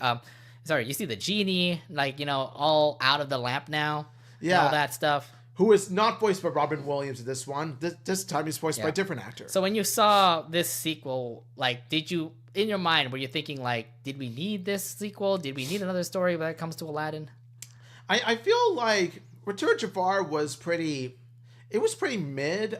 It was pretty average. I feel like we didn't need this to Aladdin. I know that everybody was just hyping up the fact that like Aladdin was so good. Let's get another movie. That may be the reason why they made Return of Jafar. And after that, they did make another movie, King of Thieves. Yes. And I'm like, do we need that too? I don't think it was that great. I'm sorry. We do not diss King of Thieves in this house. What? I love this movie. It's supposed to be the finale of Aladdin, like, you know, Aladdin being like the king and stuff, and them being married now. Blows Return of Jafar out of the water. I can't get enough of this movie. But I can't say much about Aladdin. The original Aladdin itself is a masterpiece of its kind, to say. It really is a masterpiece of its kind, but you gotta give credit where it's due in terms of the works that came after it. You could argue Return of Jafar was really mediocre, but King of Thieves was something awesome. No, if anything, I do say that King of Thieves is better than Return of Jafar. It's just that everything from that movie just felt mid to me, because it's like, okay, I get it, the story was there, I get to see Aladdin like try to fight off people and become the king of Agrabah. No, that's not it. Sorry, what was it? So basically the movie was, it's nowhere near close to what you described it, but it's basically Aladdin finding his long lost father, who he himself is the king of thieves. Hence the 40 Thieves. That's why this movie is, you know, really great, because it plays into the 1001 Arabian Nights Tales, and you know, you have Kasim, who is Aladdin's father, and it's just, and the whole father son dynamic just works. It really does. So it was pretty much a partnership like movie, because it has those two becoming like the main leads of the movie, right? Yeah. The only thing you can argue that is mid is the animation style. Yeah. That's the one thing that I want to catch up, because like when you look at Aladdin animated so well in a movie compared to like King of Thieves, that one was like, what the hell am I looking at? It looks very really like low quality when it comes to animation. It all comes down to the budget, because they used minimal budget for King of Thieves as well as some of the other Disney sequels. Yeah, I get it, but like, you know what? The animated series of Aladdin was also made in that same like animation style. Okay. Yeah. So I don't know. I feel like it was. I just felt it was okay when it comes to the original Aladdin. Like I felt like we didn't need Return of Jafar. I don't feel like we didn't need King of Thieves, unless you're really into the lore of Aladdin and the 1,000 Arabian Nights, to say. Which apparently a lot of people are, like, apparently like the Aladdin. Now this really does show how, you know, dedicated the Aladdin, you know, fan base really is, because it's also helped by the fact that Genie does carry the movies. Genie carries Aladdin. I was kind of wondering, like, I don't know if this was Disney's original plan to actually release two more movies after Aladdin, because like Aladdin was already perfect as it is. I just didn't know if they really need to put 2 more movies. Yeah, I feel like like I feel like the first one would have definitely sufficed. Like the first one is good enough as it is, but it is interesting to see what happens when Aladdin and Jasmine do get hooked. So you really, well, they did. I mean, like after they live happily ever after. Let's see what happens. They next did in live the like chapter. happily ever after, like literally on that magic carpet ride. No, but I'm talking about what happens after that. Like I was kind of Aladdin like, and Jasmine are already pitched. Like, did you really think like, okay, look, like the whole final scene of Aladdin was that Genie got freed from the lamp, and then Aladdin and Jasmine finally get married. They didn't get the whole, you didn't get to see the whole marriage wedding scene until King of Thieves. Yeah. So I'm like, I thought they were already married from the freaking Aladdin movie. I mean, you didn't see the wedding reception in the end of the first movie. So to be fair, you could argue that Aladdin and Jasmine were fiancés at that point, if anything. So yeah, I mean, just like Return of Jafar is more of like, okay, Jafar comes back, like he wants to curse Aladdin and Jasmine. I'm like, yeah. I don't know. I just felt like Aladdin would have been great as it is if it was just by itself. These two other movies were kind of like, I get it, it's more extra stories, more lore to Aladdin, but I don't think it was necessary to me. Yeah, you can make the same case for most, if not all, of Disney's original movies. Mm-hmm. Same thing will happen for Beauty and the Beast. We did talk about Beauty and the Beast and how great it was when you see Belle and, you know, the Beast dancing, and then the whole Gaston thing happening in the village. And I get it. Like, it's a really beautiful tale between Belle and the Beast. The problem is when it comes to, okay, so I want to look back at the Beauty and the Beast because I know that movie ended with the Beast becoming human, right? Yeah, the Beast did become human. And that should be the end of the story, right? No, apparently you got to have these two midquels. Keep in mind, these are midquels, not sequels. I don't get it. Like, you ended the story with Beauty and the Beast with Belle and the prince finally, like, you know, getting married and having a happy ever after. But why do we need to have like an Enchanted Christmas for Beauty and the Beast? It's just pretty much, you're like going back in time and like looking back at like something that was missing from the movie. Yeah, I feel like these two movies were made. Now, of course, with the Aladdin sequels, you can at least make the argument that you do want to see more of the lore. I mean, like, I can understand Aladdin's case because like they want to see more what happens after that. But then why are we jumping back into Belle being with the Beast, like captured with the Beast or something? Not to mention the fact that Beast's castle is a confined space. There's not much you could do with two midquel movies. Mm-hmm. You know, when you have two midquel movies that takes place like somewhere within the events of the first Beauty and the Beast, you think to yourself, why do you need this? Because, for one thing, it takes place in a confined castle. Yeah. I mean, that's what happened in the Beauty and the Beast. Yes, it's in a confined castle. Like, don't they, like, restrict them off? So there's not much to explore when it comes to lore Beauty and the Beast other than the castle. Yeah. And now they put up the Enchanted Christmas, for example. I'm like, oh, they're going to celebrate Christmas in the Beast castle. Cool. With all the people that are pretty much all, like what? Cups and mugs and plates. And angels. And I'm like, okay, cool. This is how Belle celebrates her Christmas with the Beast and all the condiments and stuff like that. Yeah, and as mediocre as mediocre as Enchanted Christmas was, I will say this: at least with the animation, while not as stellar as the first movie, it definitely wasn't. They do at least put some effort into the animation, which is what I could say for the other one, Belle's Magical World. It is a mess. I thought Belle's Magical World was Belle's Magical World there was a meme where like you see Belle like read a book and then that she looks dirt face. The dirt face, yeah, that. Was that movie? I thought it was in Enchanted Christmas. No. It was in Belle's Magical World. The animation was that bad. Yeah. And it is a betrayal of who Belle is as a character because Belle's supposed to be this intelligent, fierce yet kind, character. Whereas in the midquels, they make Belle kind of an airhead. Yeah, and I don't get it. Like, I don't know why they need to make Magical World. I get it. Like, it doesn't make any sense why they want to make, like, downgrade Belle. Like, again, it's more story inside of what happened in Beauty and the Beast, the movie.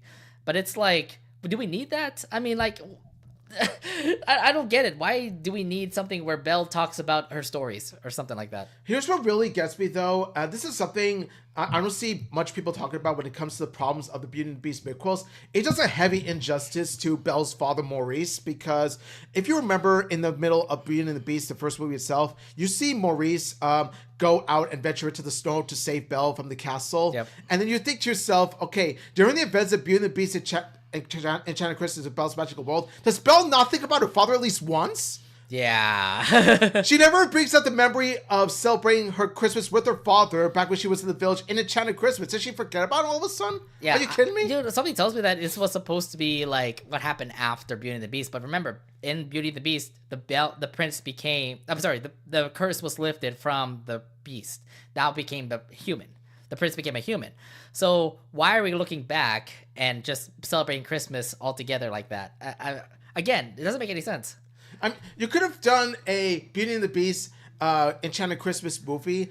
It would have worked much better had it take place like from start to finish. Have it be where Belle and the human do spend Christmas together, and you have the human beast, like the human prince, try to celebrate Christmas like he did back in the old days, but then due to Belle encouraging him to be kind, he tries to be kind himself during Christmas. Yeah, like I want to see the movie evolve into that. Yeah, I don't get that. Like from the way I'm kind of seeing how Belle's Enchanted Christmas and was it Magical World came to be, it was going to be in between from the beginning of the movie to the end of the movie, just because remember the beast was supposed to be human at the end.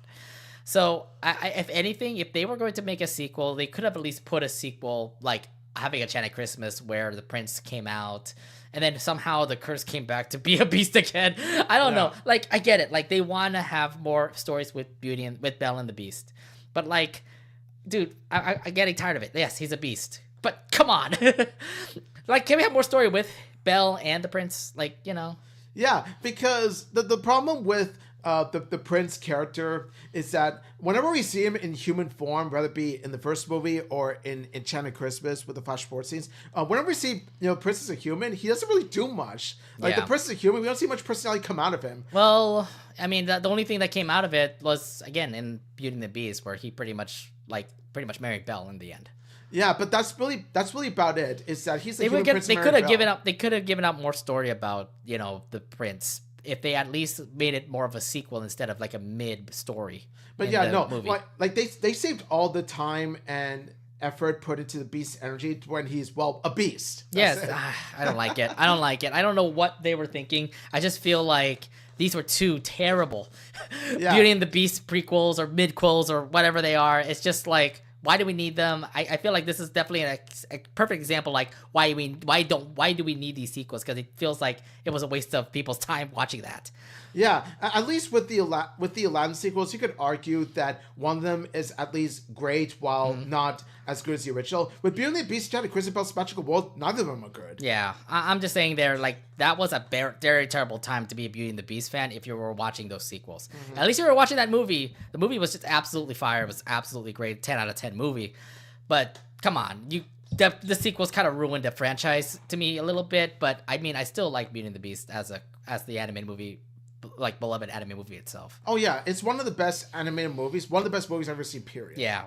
We'll continue on as we move along these like roads of sequels. Remember Pocahontas when they had that movie come out? Yes, cool. Pocahontas. What was it? John Smith died or something. I know he was injured at the end, and then Pocahontas was like.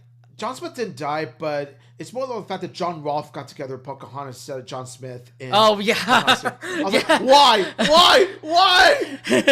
You ruined it, Pocahontas. John Smith and Pocahontas were perfect for each other. Why? I thought John Smith was supposed to be the thing. And that was the whole thing of Pocahontas. Those two were supposed to be together.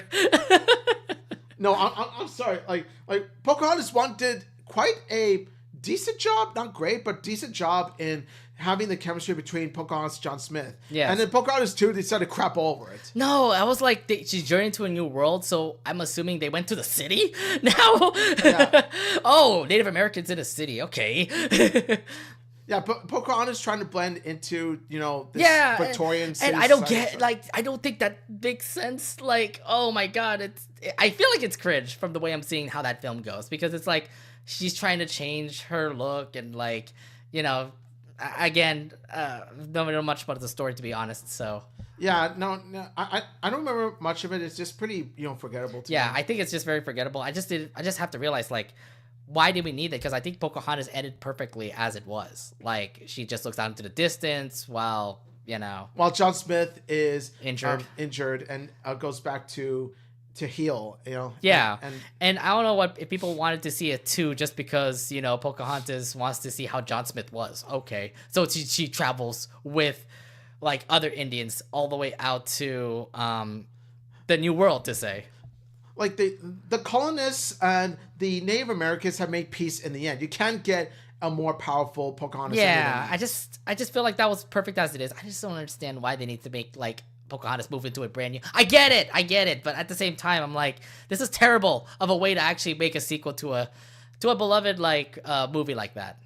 Yeah, and I mean, Pocahontas, while not the strongest of the Disney movies, it was quite adequate with its storytelling. Yeah, I think it's still a pretty good movie as it is. I mean, people kind of forget who Pocahontas is, but I think it's still like a well-known film. Like, there's some folks that still like Pocahontas as it is. Yeah. I think what they'll tell me is that they'll never talk about 2 because I think they know from the way they saw that movie. They said like, no, don't talk about it. Don't talk about it.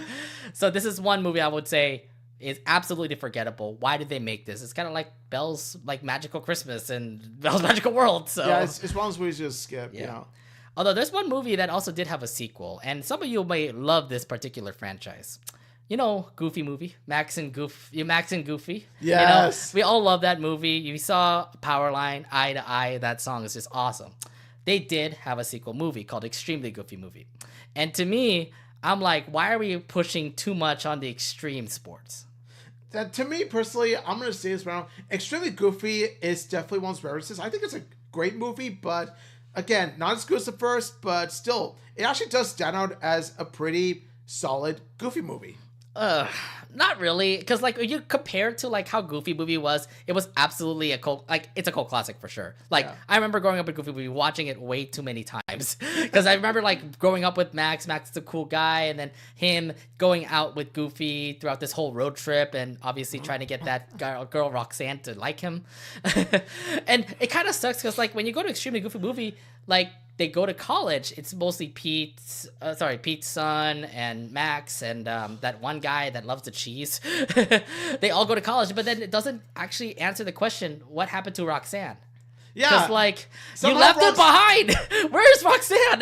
What happened to the things that happened in Goofy Movie? Somehow Roxanne is non-existent in an Extremely Goofy Movie. I think that was one of the flaws of the movie. I'll get to some of the other flaws I have within a bit. But yeah, somehow Roxanne isn't mentioned here. My guess, my head canon is that Roxanne already moved to another university. Like, she's already been transferred to a university. Although to be fair, I'm kind of thinking about, remember what happened in DuckTales? I do. Remember what happened in DuckTales? I do remember that. I'm just saying, like, there was a photo that Goofy showed up that showed Max and Roxanne together. DuckTales 2017. Yeah, I remember that. I'm just saying, like, yeah, there's that. Yeah, but I think that DuckTales 2017, the thing you got to keep in mind about DuckTales 2017 and these Goofy movies is that they're not too in canon, if you know what I mean. So they can have some differences in terms of the timelines here. Yeah. Okay, but the whole story about Extremely Goofy Movie was the fact that Max and his friends are in college now. And they do love skateboarding all over the place. And it is fun and games with Max and his friends until his dad also came along because apparently he didn't finish college. He got fired, and then he tried to go into the employment services. They tell him that he needs to go to college. Yeah. That's where you see this iconic scene where you see Goofy going, "Hi, everybody," and then you see Max go, "Ah!" And then Goofy's like, "Well, I'm just for some learning." Okay. That's at least something about it that makes it so funny. But do you feel like the whole extreme sports aspect of the Extremely Goofy Movie kind of threw off the movie a little bit?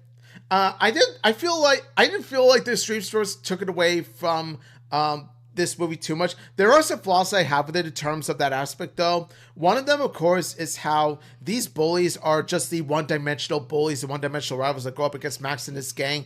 There's not much to them other than the fact that they're just jerks. That's it. And also, the second problem I have with them, so much product placement on ESPN. They milk ESPN way too much. Yeah, I mean, this is because they wanted to promote the X Games. they shove it down your throat. They shove, we're ESPN, and it's like, we get it. Okay, now that I'm like a big fan of sports myself, I kind of want to look back into the Extreme Goofy Movie and kind of figure out who was in, which ESPN sports analyst was there. Oh, Stephen A. Smith in this movie? Imagine that, Stephen A. Smith in a Goofy movie. I mean, I don't think it was him. I think it was some other announcers. Yeah, but... there are a bunch of other announcers that are there. But either way, I mean, like, I feel like, again, this is a movie that definitely is underwhelming compared to the original. And I was like, do we need this as well? Maybe just because, like, we wanted a sequel. What happened after a Goofy movie? Say, for example, Get to the College. That's great, but like, why don't we actually see them graduate? I think that would have been a better sequel compared to like what we saw in Extremely Goofy Movie. With the Extremely Goofy Movie, you do at least see the ending where Goofy himself graduates from college, and then he travels with his girlfriend who was a librarian. I remember that was Pete's. That was Extremely Goofy Movie's ending, but yeah, I remember that. I do see what you mean. Goofy and Max graduating together side by side. That should have happened. No, it's not Goofy. It's not that. I was thinking like Max graduating, because remember Max was in high school. He didn't graduate in the end of Goofy Movie, right? Max didn't. No, yeah, it was just the end of school. It was just the end of school. It's summer break. So I was just feeling like they could have at least continued on with that story, where like maybe Max and Roxanne would be together. Obviously, we're gonna be together like as the movie continued on. And then maybe they broke up, and that's the reason why they made Extremely Goofy Movie, where like there's no Roxanne anymore. Roxanne was practically non-existent in Extremely Goofy Movie. According to that movie, Roxanne doesn't exist. And I feel she's so robbed, because like she was so impactful in the first movie. Like she liked Max liked Roxanne. Like they couldn't be able to be together until what happened in Powerline's concert. Okay. If Max had mentioned that he and Roxanne broke up, that still would have been bad. It would have been a betrayal to the first movie, but at least would have given closure as to what happened with Max. That's what I'm saying. Like that would have been a better sequel to me. If they should have just go straight to college immediately, and then have this extreme sports become like the big thing in Extremely Goofy Movie. But I will say, Extremely Goofy Movie though really does serve as a legitimately good movie, because there's still this father-son dynamic between Goofy and Max. I feel like there's still that chemistry, because especially at the beginning when you see Goofy all teared up, all emotional because his son's growing up all too fast to leave for college. Yeah, like those scenes really do stick out. Yeah, I get it, but like at the same time, I feel like I was missing something when I was watching Extremely Goofy Movie. I'm like, wow, what happened to the stuff that happened in the Goofy Movie? Yeah. So again, it's okay. Again, a little bit lackluster compared to the original movie, and not my cup of tea. I would watch a Goofy movie much more than Extremely Goofy Movie. I would watch it back to back, but to each their own. Yeah. Let's actually talk about other franchises that also did get the sequel treatment. Also back in the Renaissance era was The Lion King. Yes. Lion King did have like its beloved movie. It's so good. It broke box office records, and everybody is talking about it ever since the movie came out. They did have a sequel movie, by the way, called Simba's Pride. Lion King 2, Simba's Pride. That's another good one. That's another good sequel. That one I'll have to give my props out to. It actually was a pretty good one, because it does tell the story of what happens after Simba pretty much became the king of the land. He did have a kid, and his kid likes this other kid lion. It kind of retells Lion King. Not really, because Lion King has this Hamlet-like story. Lion King 2, Simba's Pride takes this Romeo and Juliet approach to it. Yeah. Because it's just like, oh, this girl lion likes this guy lion. Yeah. And like, it's Simba's daughter, Kiara, who likes this Outlander lion named Kovu. Mm-hmm. And Kovu is part of this Outlander Outlander pride that is still loyal to Scar for some reason, despite the fact that, he didn't take care of Pride Rock at all. And he left lionesses to starve to death, so I don't know why they're loyal to him. What happened? Did he actually, was raised with... he wasn't raised with Scar. I think he was, I don't know, a part of, Scar's land, to say? So according to the movie, Kovu wasn't even Scar's son. Scar just took Kovu in. Oh, so he was adopted. Okay. Yeah, so you don't even hear that. You don't even hear it in the Lion King itself. It's just Scar. Yeah, and hyenas. That's it. Yeah, you don't even see any of the Outlanders being loyal to Scar in the first Lion King movie. In the first Lion King movie, it was all the lionesses that were against Scar. Yeah, for good reason. Yeah, and I don't get it in this case. Why does Kovu, who loves Scar, or obviously Scar is gone, but still again, confusing me a little bit there. But okay, aside from the fact that it makes no sense that some of the Outlanders lionesses are still loyal to Scar, despite the fact that he starved all of them to death, I will say this is quite a surprisingly good movie, believe it or not. I would say it's a surprisingly good follow-up because it focuses on Simba's daughter Kiara and how it's pretty much the reverse of what Simba was like as a kid, where as Simba as a kid was really eager and excited to be king, Kiara doesn't even want to be queen. She's not very aesthetic, very excited. And that's the reason why Kovu wants to be king instead? No. What happens is that Kovu didn't even want to be king as well. What happened was that Kovu was raised to be filled with vengeance and hatred towards Simba and the Pride Landers by he was raised by Zero to be a killing machine. So Kiara was trying to like change his heart or something. Yeah. That's the whole point of the story is Kiara and Kovu falling in love with each other and pretty much Kiara bringing out the best in Kovu. Mm-hmm. Yeah. As opposed to Zero, who is Kovu's mother, who brings out the worst in him. Yeah. Oh God, it's just it pretty much is a retelling. It's not really a retelling of Lion King, but there is that Scar vengeance that happened. That also happened in The Lion King, where like Scar's revenge happened, killed Mufasa, for example. Yeah. And what most interesting about it is that it's pretty much shows how Scar's vengeance and hatred is passed down onto his followers and even his own mate Zira, who wants to avenge Scar and kill Simba. Yeah. And of course, it's also shown in a musical number called Lullaby, which serves as Zira's own Be Prepared song in a sense. Okay. Yeah, that one was okay to say. I thought it was like a little average when it comes to the movie. Obviously, Lion King kind of surpasses it. When I look back at saying like, do we deserve it? I kind of say like maybe. I kind of said maybe it was like kind of a deserved movie just because it's like I want to see what happened when Simba just when Rafiki literally just put up Simba's kid up into the air. What happened to that kid? Oh, there he is. She's liking this one other cub, and they're just like living the same way like Lion King, but a totally different way now. And see, there's no Lion King anymore. In the end, it's still Simba who is still the Lion King, but there is that resemblance of like a person that wants to dethrone Simba or something. And see, that's what makes this movie warranted as opposed to most other Disney sequels, is that this continues the story of the kid that Rafiki holds up in the end. Like this is her story passed on. I feel like that was kind of well deserved. It did took them like years to make that movie, and I'm like, okay, this is actually not bad. I kind of really wanted to see how it is. So that's why when I saw Simba's Pride, I was thinking like, okay, this is actually not bad.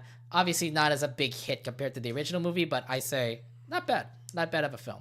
Yeah, I definitely would say. But what about 1.5? Because that's a mid-series. That's a mid-movie itself. But look, here's the thing. The movie focuses more on Timon and Pumbaa. Yeah. It focuses on Timon and Pumbaa, and unlike the second movie, I feel like 1.5 was like, do we really need it? I think it's because... Yeah, thank you. I was like... This is not even reflecting towards Simba and like the rest of the people that were in Lion King. It was just mostly on Timon and Pumbaa here. Yeah, it's pretty much the reason why it was made in the first place was because Timon and Pumbaa are popular comic reliefs.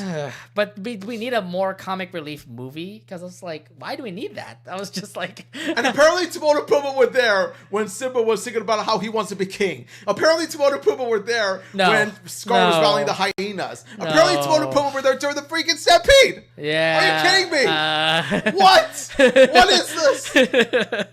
You don't even shove it Timon and Pumbaa in every dramatic scene in the first movie.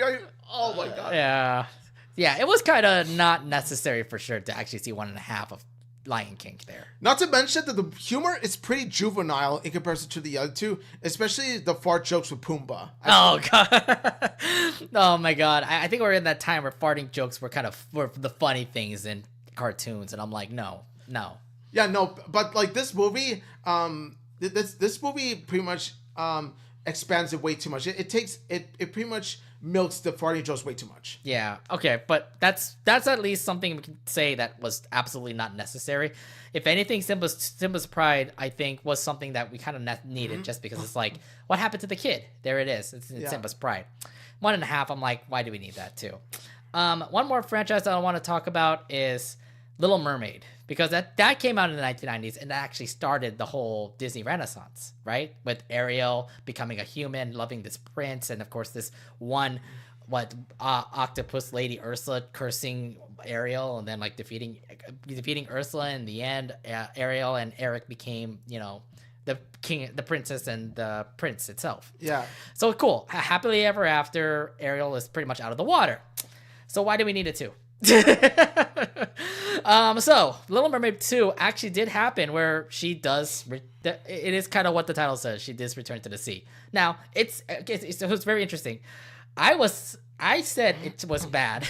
I said it was a bad movie, and then okay, I'm gonna talk about this. This is a very funny story. So I had a friend of mine who is a big fan of Little Mermaid. I told her the 2 was really sucked, and she said, hell no. And she literally sat me down and said, hey, we're watching this. You gotta say otherwise, Nate. We're gonna watch this. Oh my God. And I literally just said, oh, she has a daughter, cool. Oh, she's still in land, awesome. And I kind of hate this too, where she banned her daughter even going into the water. I'm like, wait, you're a freaking mermaid. Why are you not going into the water? Yeah, honestly, the lack of communication between Ariel and Melody, because let's be honest, it would have been better if Ariel had talked to Melody as to why she's banned from going in the water as opposed to just banning her in the water for no reason altogether. I mean, that's the least of his problems, my friend. It's the least of his problems. Yeah, I mean, it's understandable what happened years ago. You can see what happened. Like, they did grow a baby. Uh-oh, they almost lost the baby. Okay, banned from the ocean. See, the core problem with Little Mermaid 2, Return to the Sea, is that it's a rinse and repeat of the first movie, except it's in reverse, where you got Ariel, who is from the sea. She wants to go out and explore the human world. Mm-hmm. You do have...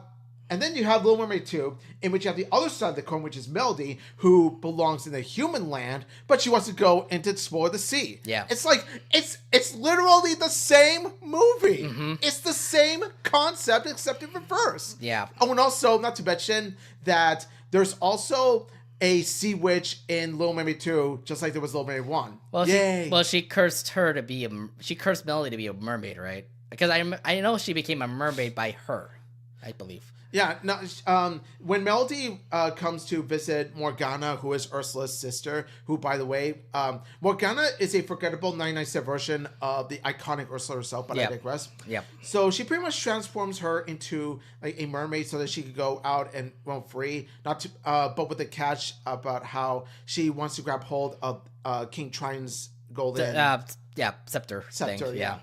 And so what it is that. Like I said, it's a lot of us repeats of the first movie. And not to mention, there's also the penguin and walrus who are just... Oh, I don't like them. Oh, I forgot. They're just Timon and Pumbaa winter version. It sucks because you had Flounder and Sebastian for Ariel, and they were like lovable people. They were lovable fish, sea creatures to say. Why do we need penguin and walrus who are 99% version? I don't like them. They were not funny at all, and they're trying to help Melody when it comes to like their like what happened in the movie, and they turn out to be very just funny. Like, oh my god, I missed it. Oh no, it's so stupid. They're a ripoff of Timon and Pumbaa. They're 99% Timon and Pumbaa. And it sucks because like I think, to be honest, from the way I kind of saw like how Little Mermaid 2 was, it kind of ruined the franchise for me, to be fair. Like, wow, we continue on with Ariel becoming like the princess of the land that's close to the ocean, and she turns out to be an evil princess itself because she's like doing all these rules to stop her daughter from coming to the ocean. Yeah. But you're from the ocean. Like, wow, this is some sort of like, what's going on here? Role reversal stuff, or? Yeah, it's a role reversal. It's a lot of repeat of the first movie, but told way worse. And it's also kind of a butchering of both Ariel and Eric, where Ariel, they present her as the overprotective mother, just like Triton was the overprotective father in the first movie, except Ariel's not nearly as effective in the overprotectiveness part, and plus there's a heavy lack of communication between Ariel and Melody. And also Eric, they don't do much with Eric. They don't do much with Eric. He's not focused at all in the movie. It's just mostly Ariel and Melody. Yeah. And also, they also did bring back Sebastian. He is back as a crab. And then Flounder, on the other hand, I was like, oh, what happened to you? Flounder was all grown up. Oh. Flounder grew up to be a teenager. Yeah, and it's like, oh, why is he like that now? Flounder, he acts weird, to be fair. Flounder turned out to be like the teenage Seth Rogen. Oh God, like the fish version of Seth Rogen. I was like, wow, you were so wholesome fish that Ariel liked to, hang out with, and now he's like that. What the hell? Yeah, and they really kind of scrapped up Little Mermaid 2, which again gave me a bad taste for Little Mermaid for a little bit.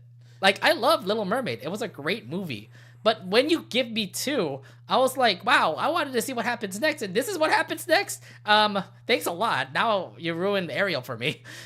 Well, not exactly ruined Ariel as a Disney princess, but it kind of delved into a sequel where it's like, we didn't need this. This is definitely the answer why we didn't need this. It's like, why do we need a sequel that shows that Ariel turns out to be like an evil mom or something? In my head, this is not canon. In my head, this is just poorly written fan fiction. Yeah. And then they also did bring out another prequel movie called Ariel's Beginning, which is how I think King Triton became overprotective. Is that how the story was? I just remember like Ariel and her sisters were all together, and then something happened to her mom. That was literally in the first couple scenes of the movie. And then the rest of the movie is just them singing. It was about Ariel trying to get her family into music. Yeah, it's a musical. Like I said, it's all about music. And then King Triton forbade music, being his usual strict, stern self. And then, of course, you do see a bit of backstory where Triton does lose his wife, which causes him to become overprotective of his daughters, which just makes sense. Yes. So, yeah. I was just saying, like, okay, this is just more of like a side story. Like, again, it's supposed to be the beginning of The Little Mermaid because there's no sign of Ariel actually going up into the land to say. Yeah. But like, I was not a fan of that either. It's just because it's like, oh, cool, we get this. If anything, there's at least some story about the daughters. So there's that. But again, I just feel like we didn't need that either. Like, keep The Little Mermaid as it was. I think that was the original story as it's supposed to be for Little Mermaid. We didn't need more things. Well, if it was going to be more things, why did we need to have it like that? That's a terrible like sequel to have for Little Mermaid. Not to mention the villain was kind of weak. Like, you thought Morgana was forgettable, which of course she is. She's terrible. My God, like this villain somehow takes it to a whole new level and ends up being even more forgettable than any of the two sisters. Yeah, I just didn't like how these franchises go. Keep it as it is for Little Mermaid, if anything. Mm-hmm. We could just list on a couple more movies that comes up. We are kind of running out of time, so let's just continue on talking about this. Like Mulan 2. Why did we need a Mulan 2? Mulan 2 is insulting by the fact of how Mulan literally doomed all of China by having these bridesmaids like marry Li Qing and Po, as opposed to the princess that they were supposed to marry, because keep in mind, that alliance was necessary. It was supposed to be the princesses marry this one prince so that all of them unite to defeat like the Huns or the bad guys that come invade China. I was just gonna say, like, for Mulan 2, I remember just absolutely a lot of people really didn't like that. Also, the other thing too is that Mushu is not voiced by Eddie Murphy. It was somebody else, and it didn't really give out the originality of what it was back from Mulan. So, yeah, don't get me started on how they butchered Mushu in Mulan 2. Like, Mushu turned out to be such an evil, diabolical character. I'm not a fan. I was not a fan of him in Mulan 2. There's also Tarzan 2 that also came out. I actually never watched that movie, so do you know more about of Tarzan 2? Not much, except that Tarzan 2 serves as a midquel.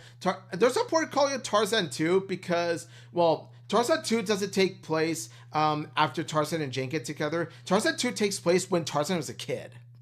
Okay, so that's pretty much a mid-story itself.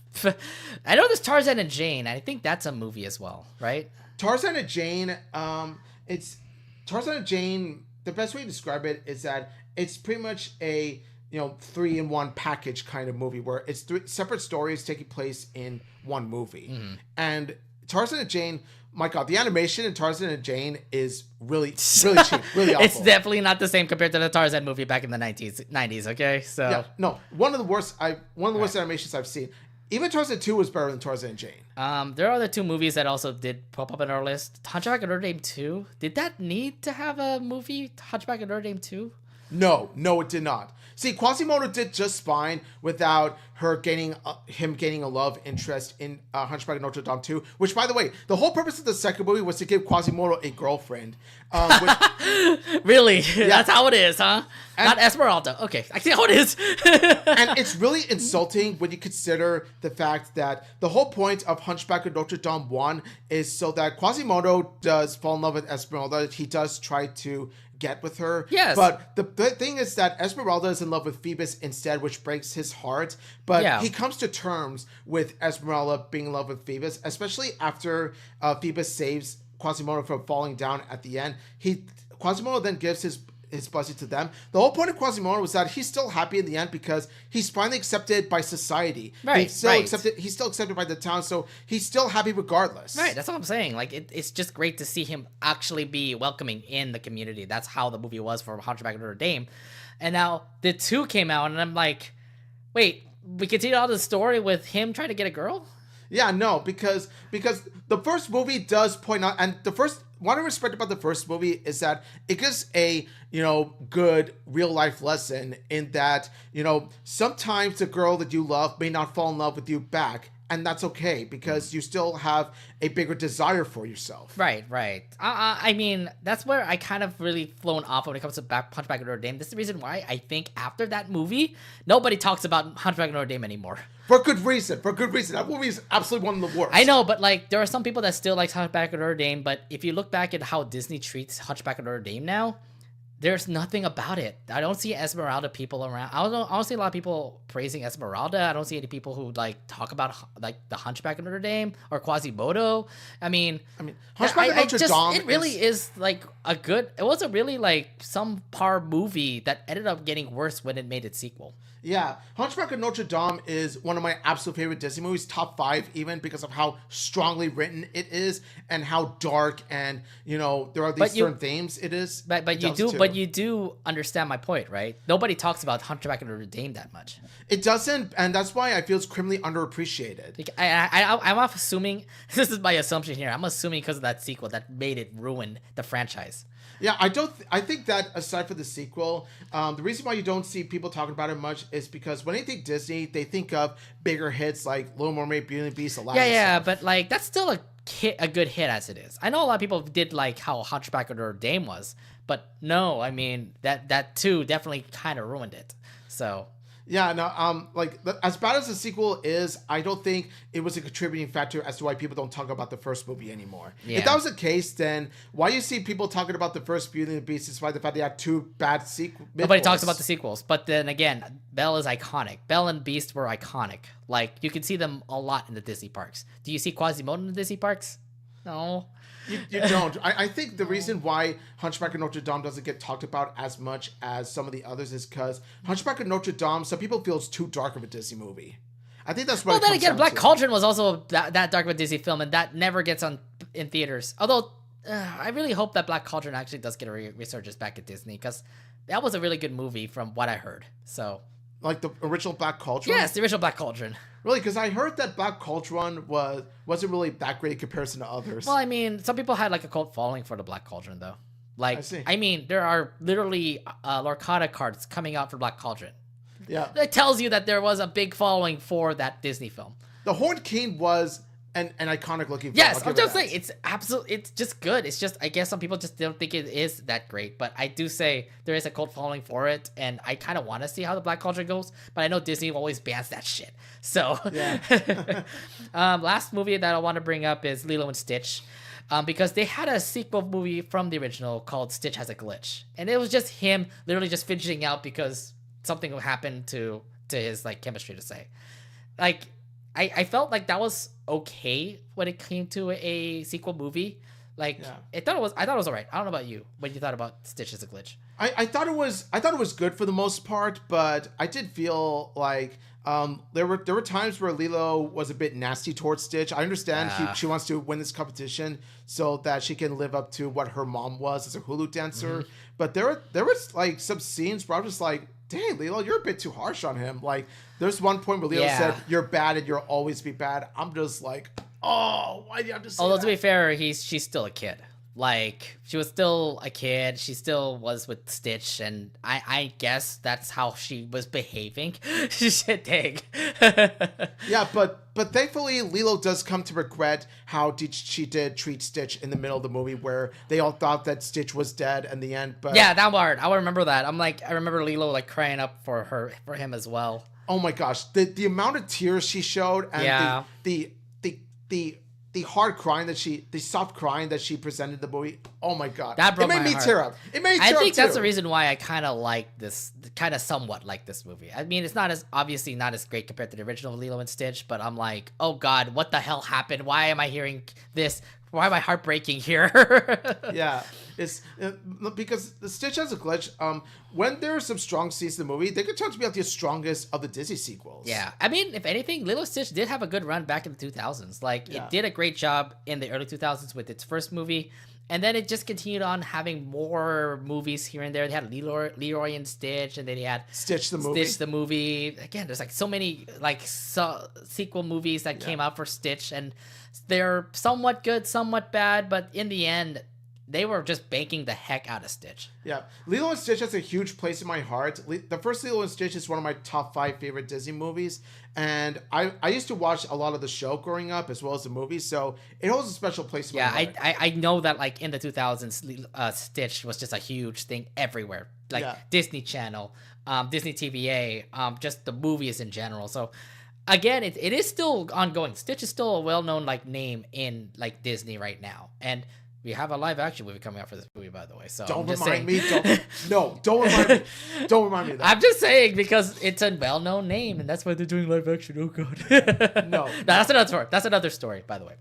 So I'm just saying out here, like from our point here, like from back in the 2000s and the 1990s to the 2000s, like these sequel movies, you already know that most of them have been bad. Like, why do we need them? Why is it necessary?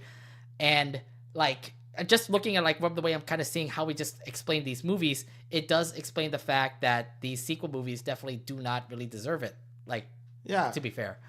Yeah, like nothing against Disney Toon Studios, but the way they've been handling these Disney sequels and prequels, they don't exactly come out that great. No, they don't. I mean, they made sense why they went straight to video, because like if they were actually made in theaters, then it would definitely be a flop. Every one of them would definitely be a flop. Exactly. Disney would have been losing even more money if it got distributed to theaters. Yes. So when it got out to direct to DVD, it did earn them money, but in the end, I think it just ruins their franchise. Like it ruins like some of the franchises that were out there, like Goofy Movie, for example. Extreme Goofy Movie ended, and what happened to that franchise? That was pretty much gone. What was it? The Hunchback of Notre Dame. After the second movie came out, what happened to that franchise? That was pretty much gone. But if anything, those sequels were pretty much like I just think like right now Disney fans have pretty much like tried to escape from the sequels that happened back in 2000s, because no one talks about those sequels anymore. Mulan 2, they go back to original Mulan because Mulan 2 sucked. Yeah. You know, Tarzan, they can go back to the original Tarzan and look back at that movie and how great that was, and even freaking the songs that were also in that movie was just heart-wrenching to say, you know. Yeah, there's just a silver lining on most of these bad sequels, and it's the fact that it helps you appreciate the original works even more. Yeah. It helps you appreciate the original works even more, and it makes you forget about what came after that. Right, and if anything, the original works are always been the main thing here. Yeah.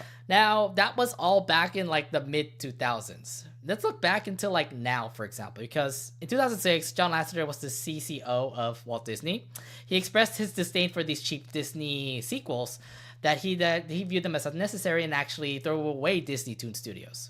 Yeah. So, if anything, John Lasseter, even though he's, bad, like he actually got rid of Disney Toon Studios. And like credit where it's due to John Lasseter, even though we don't like him anymore because of obvious reasons. He did put an end to these awful sequels. Yeah. It also did lead to other sequels being canceled, like Aristocats 2. Why do we need Aristocats 2? Because Aristocats was made back in like the 1960s or 70s. Why do we need a 2 for cats like living in the city? Come on. Pinocchio 2. Why do we need a Pinocchio 2? Like, why do we need that? Chicken Little 2? Did we need a Chicken Little 2? Be the Robinsons 2? Dumbo 2? Like, I if anything, thankfully John Lasseter came up and literally put up the fact that these sequels are not necessary and just scrap them all. Thankfully, because of the ongoing history that happened to those like beloved franchises that end up having sequel movies, some of them got ruined because of those sequel movies. And if anything, when he took away Disney Toon Studios, this would have ruined the franchises of Aristocats, Pinocchio, Chicken Little, for example. Yeah, so thankfully, all those movies do end up being their own solo movies. Yeah. So thank goodness for that. But yeah. Most if not all of these are pretty unnecessary, because what more can you do with these stories? What more can you do with some of these movies were like 50 years old since the 2010s when Lasseter's actually stepped up. like what more can you put up for Dumbo 2? Literally, Dumbo is fine as he is, you know, being a circus act and having flying ears, you know? And also reuniting with his mother. Yeah, as well. and Meet the Robinsons, it's not a bad film of itself, but I'm like, why do we need a 2 for that as well? I mean, some of these like stories don't need a sequel. Like, what more can you do with them? right, exactly. So thankfully, because of John Lasseter, this studios is over. This means no more. This means the end of the sequels, right? Well, this is where I have to say you were wrong. Yeah. Because there are a bunch of other sequels that also did come out, and that's happened around the 2015s to say, because let's talk about the current age of Disney sequels. It's starting at, well, I mean, I'll put up Moana 2, but I'll bring it up a little later. But I think, well, what happened was that the beginning of the sequels that happened for this generation was more towards Ralph. Because there was this movie called Ralph Breaks the Internet, and that movie was a successor to Wreck-It Ralph that ended up becoming a big hit because of all the gamers, all the gaming references, and all the fun stuff that happened in that movie. When it came to Ralph Breaks the Internet, it definitely had some mixed feelings. I mean, you had your mixed feelings when it comes to Ralph Breaks the Internet.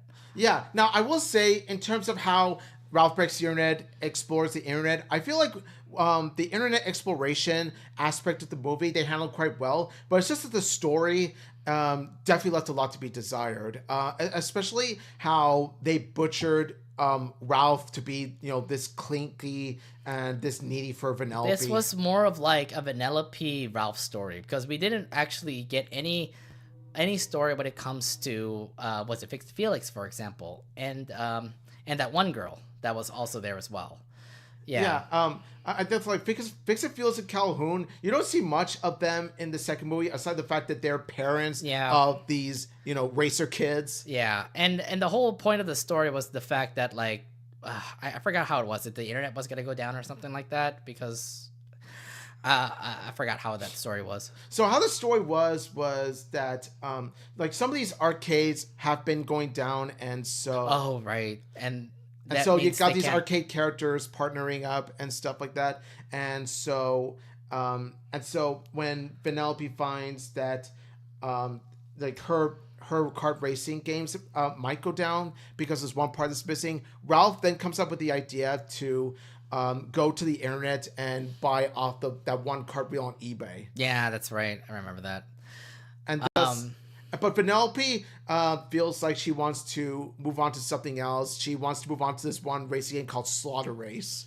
Yeah, that's right. And so she's influenced by this one woman voiced by Gal Gadot to really take up Slaughter Race, like put, you know, her Sugar Rush behind her, move on. Yeah. But Ralph doesn't want it that way, because that means that would ruin the code. Gone forever. That would be the wrong. Yeah, that would ruin the code. It would. And so that's when Ralph suddenly becomes out of character, becomes this clingy, needy Vanellope, I need you. Yeah. And he creates this virus version of himself. And in the end, he learns to let go of Vanellope, let her do her own thing while he does his thing. Yeah. While they do remain friends. While they no longer see in each other different in different worlds, to say, because worlds. like she's in an internet game while Ralph is still stuck in the Fix It Felix game. Yeah. So. But how the story was processed was kind of messy. I feel like not only have the characters been butchered, but the story flow doesn't really mesh well, because the fact of how the story is being overshadowed by internet jokes. Yeah. And also, that's the thing about it, because the internet was there. So you'll expect a lot of memes. You'll expect a lot of internet presence here and there. So credit where it's due, though. The Disney princesses are awesome. Yeah, that's one thing. Again, Disney placement already in the freaking sequel. I'm like, okay, fine. We'll keep it as it is. No, but Vanellope's interactions with the Disney princesses are quite humorous when they kind of poke fun of the Disney princess trope, and they poke fun of the personality traits of the characters. Yeah, I mean, if anything, like, I thought it was okay film. Like, I obviously not as good as Wreck-It Ralph, because everybody, I remember loving Wreck-It Ralph, and because of all the video game references and stuff here and there. But Ralph Breaks the Internet definitely was an underappreciated film. Like, definitely like in the mid-average film range in that case. Like, to be fair, like, Wreck-It Ralph is still well known in the presence right now. Like, I still know Fix It Felix, I still know Wreck-It Ralph, and there's still a lot of presence of Wreck-It Ralph in Disney, like, properties everywhere. You see Yes. it over in the Disney parks and the Disney hotels. So if anything, it didn't really ruin the franchise, but it did leave a little scar of like what Wreck-It Ralph was going to be. Like if they were gonna make more films of Wreck-It Ralph, I don't think they're gonna make any more because I think Ralph vs. the Internet kind of ruined it up a little bit. Yeah, and also even Disney thought to themselves, what more can they do with the story of Ralph and Vanellope? I don't think you can. Together? Yeah, because Vanellope is now off in the internet now, like in a different game, while Ralph is just back in Fix It Felix. So I don't think there is going to be much of a story unless like there's a story between Calhoun, Fix It Felix, and Wreck-It Ralph. But that's really the only way that you can write a movie that is centered in the world of Wreck-It Ralph. Make it Fix It Felix spin-off. Mm-hmm. Yeah, well, maybe. That could possibly happen. Who knows what happens when it comes to Wreck-It Ralph. Then there's also Frozen. That also did have a sequel called Frozen 2. Give credit where credit is due. It did succeed in the box office with so much money. But the thing is, like, I think the story in and of itself didn't really look up to being great compared to what Frozen 1 did. Yeah, Frozen 2 did leave a lot to be desired. Now, I will give credit that they actually, with the world building of Arendelle, they made it magnificent. And I did like how they explored Elsa's origin. Yeah, how she ended up getting the ice powers and like looking back at how her parents were, like how she grew up with those ice powers. The origin of her ice powers was something I've always wanted to see, like, ever since the first movie. Ever since the first movie, I thought to myself, how did Elsa get powers but Anna didn't? Yeah, so at least those get a little bit explained because she had her own like ice castle. Like, well, I mean, ice castle in the mountain when it comes to Frozen 1, but he also did have like this ice temple that was like out somewhere that Elsa was going to go for, and then she finds the origins there. She sings a song in there. Yeah, Into the Unknown was also like a very hit song from there as well. Yeah, I mean, I do say like the story wasn't that bad. It might be not written well or wasn't portrayed well when it comes to the movie, but I must say it was not bad for like the sequel to a Frozen movie. Yeah, for a Frozen sequel movie, I found it a bit quite underwhelming, but when it comes to sequel movies, I'll take this over Ralph Breaks the Internet any day because at least Frozen 2, the world building is incredible. And I feel like they're going to do more world building because I feel like there's going to be more things to explore outside of Arendelle because it's just not just Arendelle, but imagine like more villages are out there that Anna and Elsa are going to explore, and we're going to see that later on in Frozen 3 and 4, which is happening, by the way. They're currently 4. I mean, they're making 3. They are making 3. I mean, we saw that in D23 that they're making 3, and it's coming up like in 2026 or something. I know they are, but I just don't know how to feel about it because on one hand, do we really need Frozen sequels on the fact that Frozen is popular? But on the other hand, the only way I do see Frozen 3 and 4 working, why it's necessary, is for the world building aspect. Yes. And the other thing, too, is that I know that a lot of people really like Anna and Elsa. Like, Frozen was a major hit that everybody loves it. Like, even old and new Disney fans love Anna and Elsa. Like, they'll go to their photo meet and greets, take photos of them in the Disney parks. They're always recognized in, like, everything in Disney when it comes to parades, like rides. Yeah. So not to mention so much Frozen merchandise galore. Yes, exactly. So I have a feeling like they don't want this hype to end, and that's why they're making this movie. Like, if your franchise is gonna go well, like what's next for them? Like that's I think the question that comes to mind is what's next for them. Frozen is one of, if not the most profitable and marketable, Disney franchise out there. It's really one of those Disney flagships. So I can see why they would make more Frozen content, like Frozen shorts. They've made good amount of Frozen shorts in the past. They're making Frozen movies now. Yeah. So yeah, I do see why. I think right now they are continuing on with the Frozen movies. I've not seen much shorts and stuff when it comes to Frozen, but at the moment right now they are making 3. So we'll see how the time goes when it comes to that. But I do want to talk about this particular movie right now because Moana 2 just came out in theaters. And this movie kind of follows up with what Wreck-It Ralph did and what Frozen did. Because, it's very successful. It did really good at the box office. It's time for them to make another movie. This is where this failed, I believe. Because when you haven't seen it yet, but I did. When I saw Moana 2, I was like, what the heck happened? Because I thought it was going to be like what happened in Moana 1, where we get to see like Moana meet up with Maui and they both go into an adventure. This time around, it's Moana, Maui, and a bunch of other people. That kind of ruined up the movie for me. Yeah. Now, of course, when I saw Moana 2, in the trailer, at the trailer of Moana 2, I thought to myself, okay, I'm pretty excited for this. I don't think it needed a sequel. I don't think it needed to exist. But you know what? Might be decent. But then I saw the lukewarm reception of the movie. I haven't yet to see it. And I thought to myself, you know what? I'm in no rush to see it. You know what the thing is? We saw the hype for it at D23. We saw Alai Cavallo perform that song. We saw Dwayne The Rock Johnson doing a Chihu chant. Yeah. And I was like, okay, now you're getting me more hyped about Moana too, because that was literally the first thing that was presented at that D23 presentation. But it turns out it was overhyped. I think it was way overhyped because, like, oh, we get to see the amazing performances as everyone was dancing. We saw the trailer, and I was like, oh my god, I'm so excited! I can't wait for it.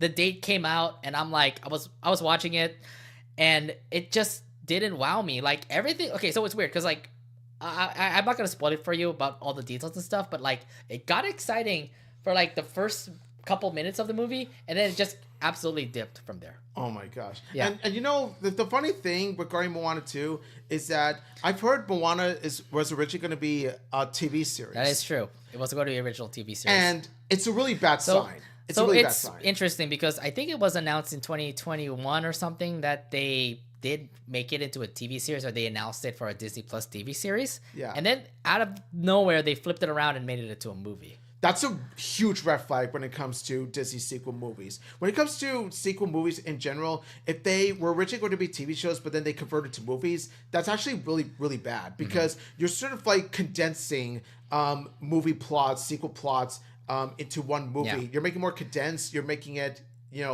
have left to be desired. Yeah. And to be fair, like Moana 2 did succeed in the box office. It's just because like people were pre-ordering the heck out of the tickets that it did break records. Even broke records more than Inside Out 2. But when it came to the movie itself, it absolutely bombed. I think it absolutely like not bombed, but more like lacklustered for sure. Like in terms of reception, the critical reception. Yeah, critical reception, it definitely lackluster, and I'm a part of that people. I'm a part of the judges as well, kind of like lackluster when it comes to that particular film. Yeah. Yeah. So this just brought into mind like those three films that we talked about. These are current movies that came out for Disney that had sequels. Like Wreck-It Ralph had a sequel that was okay. Like not really like stellar like what happened in the first movie, but it did an average job in the second movie. Yeah. But Frozen, on the other hand, it was a very good movie, like 10 out of 10 movie when it first came out in theaters. Then when it came out for Frozen 2, it was okay. I would say like 7 out of 10. Mm-hmm. But then when Moana 2 came out, this is where the formula like crumbled because it did really well in the movie theaters, but then it flattened out like a 5 out of 10 in the theaters. So now it kind of makes me think, okay, Disney, you're running a formula of pretty much how your sequels are going to go when it comes to animated features. But now that Moana 2 didn't really get that warm reception that it had when it came to the other movies like Frozen 2 and Wreck-It Ralph, how about those other movies that you also announced coming up real soon for Disney? Yeah, and all I got to say is that one last thing I'll say about Moana 2, it should have stayed a series. Because there's so much to explore in terms of the world of Moana. Yeah, but I'm just saying this out here because as we look now into the future, this is what is going to be coming up next for Disney. Like you have Toy Story 5 that's coming out in 2026. Why? Can you explain your thoughts on that? I'm sorry, but I'm still not on board with Toy Story 5. Like, Toy Story 4 was already unnecessary enough, but go ahead. But Toy Story 5, I mean, it had a good plot line. If you've seen D23's presentation, like, the kids are off toys. They're on their iPads more. I don't know. Maybe it's just me. Like, there's still the huge part of me that thinks to myself, Toy Story should have been a trilogy. You said back in D23, it looked promising. No, I said, like, this is the only way that a movie could still work or be decent, but I still don't see it as being as strong as the others. Okay. Yeah, I mean, again, they did announce it. They're making it up. It is going to come out in 2026, so you can't stop them there. There's also Zootopia 2 coming out next year in 2025, in the winter of 2025. And something tells me we needed that. Like, this is one movie where we're kind of thinking, like, what happened next after, Judy Hopps and Nick, like, were policemen now? Yeah. Now, Zootopia 1 was a really strong movie in terms of discussing prejudice and strong themes. So with Zootopia 2, I'm feeling that it's going to focus less on the racism and prejudice part, and it's going to focus more on the buddy cop part. Maybe, but will that also mean a good movie, though? Because, like, if you're talking about a buddy cop movie, that doesn't make it look like a groundbreaking movie like what happened in Zootopia 1. And that's what makes it all the more worrisome, is that particular aspect of the sequel is what's going to make it inferior to the original. Make it not near as strong. I really do have high hopes for Zootopia 2 because it does look great. It just stinks that in D23 we only were given a clip. We were not given a trailer. We're only given a clip of what Zootopia 2 is going to look like. Like, it's going to have Judy and Nick going into, like, this reptile land. Yeah. And we do have a snake voiced by Ke-Huy Quan. Yeah. And that's the only thing that we have for Zootopia 2. So my thing is, like, there's no big anticipation for Zootopia 2. And it's like, well, it's going to come out next year. And what high hopes do I have for it? Yeah, I'm kind of surprised at the fact that there's still yet to be a trailer to be shown. Maybe they'll show a trailer in early 2025, but who knows? There probably will be, but I'm just saying, like, at the moment right now, I am kind of questioning how this will go. Like, I really do hope it is successful because I loved Zootopia 1. But if Zootopia 2 turns out to be a bomb like what happened to Moana 2, then here it goes again. The formula failed again. Oh my gosh. Yeah. Ignore Encanto 2 because that didn't get announced, by the way. Yeah, it did get announced. So I was like, what does that do? I don't know. I think I picked it up on Google. So somebody just made something fake. Incredibles 3, by the way. It did get announced at D23. Yes. Incredibles 3, let's go. But The Incredibles 2 wasn't that good, though. Incredibles 2 wasn't that great, but Incredibles 3 is going to make up for it. And Incredibles 3 is a sequel that is definitely warranted. I do hope so as well that Incredibles 3 does go well. I remember everybody hyped the heck out of Incredibles when 3 came out, when 3 got announced. So. Including myself, where you see the part in the D23 showcase where you see Anger saying, "Did you say incredible?" And then the whole logo and then came Incredibles out. 3 is like, yes, let's go! Dude, I just remember the whole crowd cheering the heck out the fact that Incredibles 3 was announced. I'm like, oh, this is so, to be fair, bone-chilling. Your goosebumps were everywhere. I'm like, oh my god, yes! That probably won't be coming out till 2027, just heads up. No, I want them to take the time with it. Take the time writing the story and make it as fresh as possible. But I really hope. I don't wonder how that story is going to be because I remember the second movie was all about Elastigirl becoming the hero. Yeah. So what makes Incredibles 3 potentially work is that each Incredibles movie is focused on, primarily on different family members. Where you see Incredibles 1 focused primarily on Bob. Yeah. You see Incredibles 2 focused on Helen. Have Incredibles 3 be focused on the kids. So Violet and Dash and the baby. Yeah, Violet, Dash, and Jack. Have them be like all grown up. Have them grow. Oh, please let them grow up. They can't just be like elementary kids again. Yeah. I mean, Violet is probably gonna go into college. If they're gonna grow them up, Violet's going to college. Dash is going to high school, and Jack is going to elementary. Like, don't pull a Despicable Me and keep them at the same age. Age up your characters. I mean, they did that for 4 movies now for Despicable Me, so. Yeah, that's what I mean. I don't want this movie to go the Illumination route. I want them to go their own route of properly aging up the characters. You did it with Toy Story with Andy. You could do it to these kids too. Yeah. And I really hope that actually happens. Again, I don't even know how the story goes. I mean, even Frozone is going to be a big focus as well in that movie, I would imagine. Are they going to bring back the super suit joke? Please, I will love that. Are they going to bring back the super suit joke? Where's my super suit? Where's my super suit? Bring back the gag. If you bring back the gag, it's an automatic +1. Yeah. There's also the Frozen movies we talked about. There is going to be a 3, and there is also a 4 in the works as well. I know that 3 is going to come out in 2026. And we also did see the poster of what Frozen 3 is going to look like. It does show Anna and Elsa like riding on horseback, but I also did see an evil presence behind them. And something tells me, what is that evil presence? That gives me so many more questions on how 3 is going to be. Yeah, who knows? Could it be Anna and Elsa's distant relative who's an evil wizard who also holds fire powers or ice powers or anything like that? Yeah, who knows? It just gives you like so many more questions and stuff. So, or is it? Hopefully not, but bear with me. Is it Hans out for revenge? I thought he was gone. No, but somehow, like, there's a possibility that Hans may have escaped and is out for revenge against Anna and Elsa, which I hope doesn't happen because it's really cliche. And yeah, it seems cliched. And another thing I want to point out too is that I do want to see Hans make a return and do more with him, where they take the anti-hero route with him.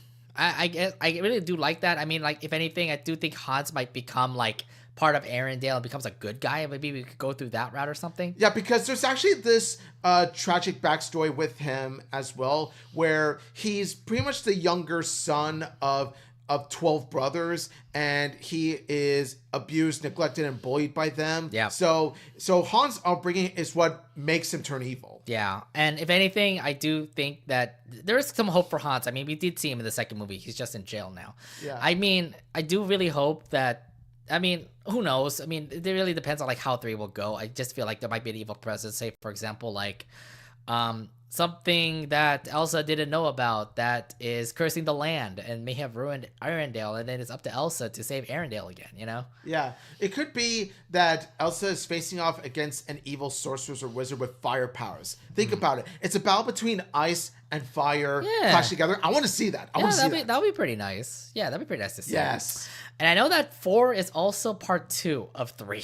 So that one is going to be something to even check out as well. So it turns out that it turns out that Deathly Hallows and Wicked are not the only ones to be split into multiple parts. Infinity Castle's not the only one. Frozen's taking a part in this too. Yeah, I'm not surprised about that. It's doing the same thing like Wicked did.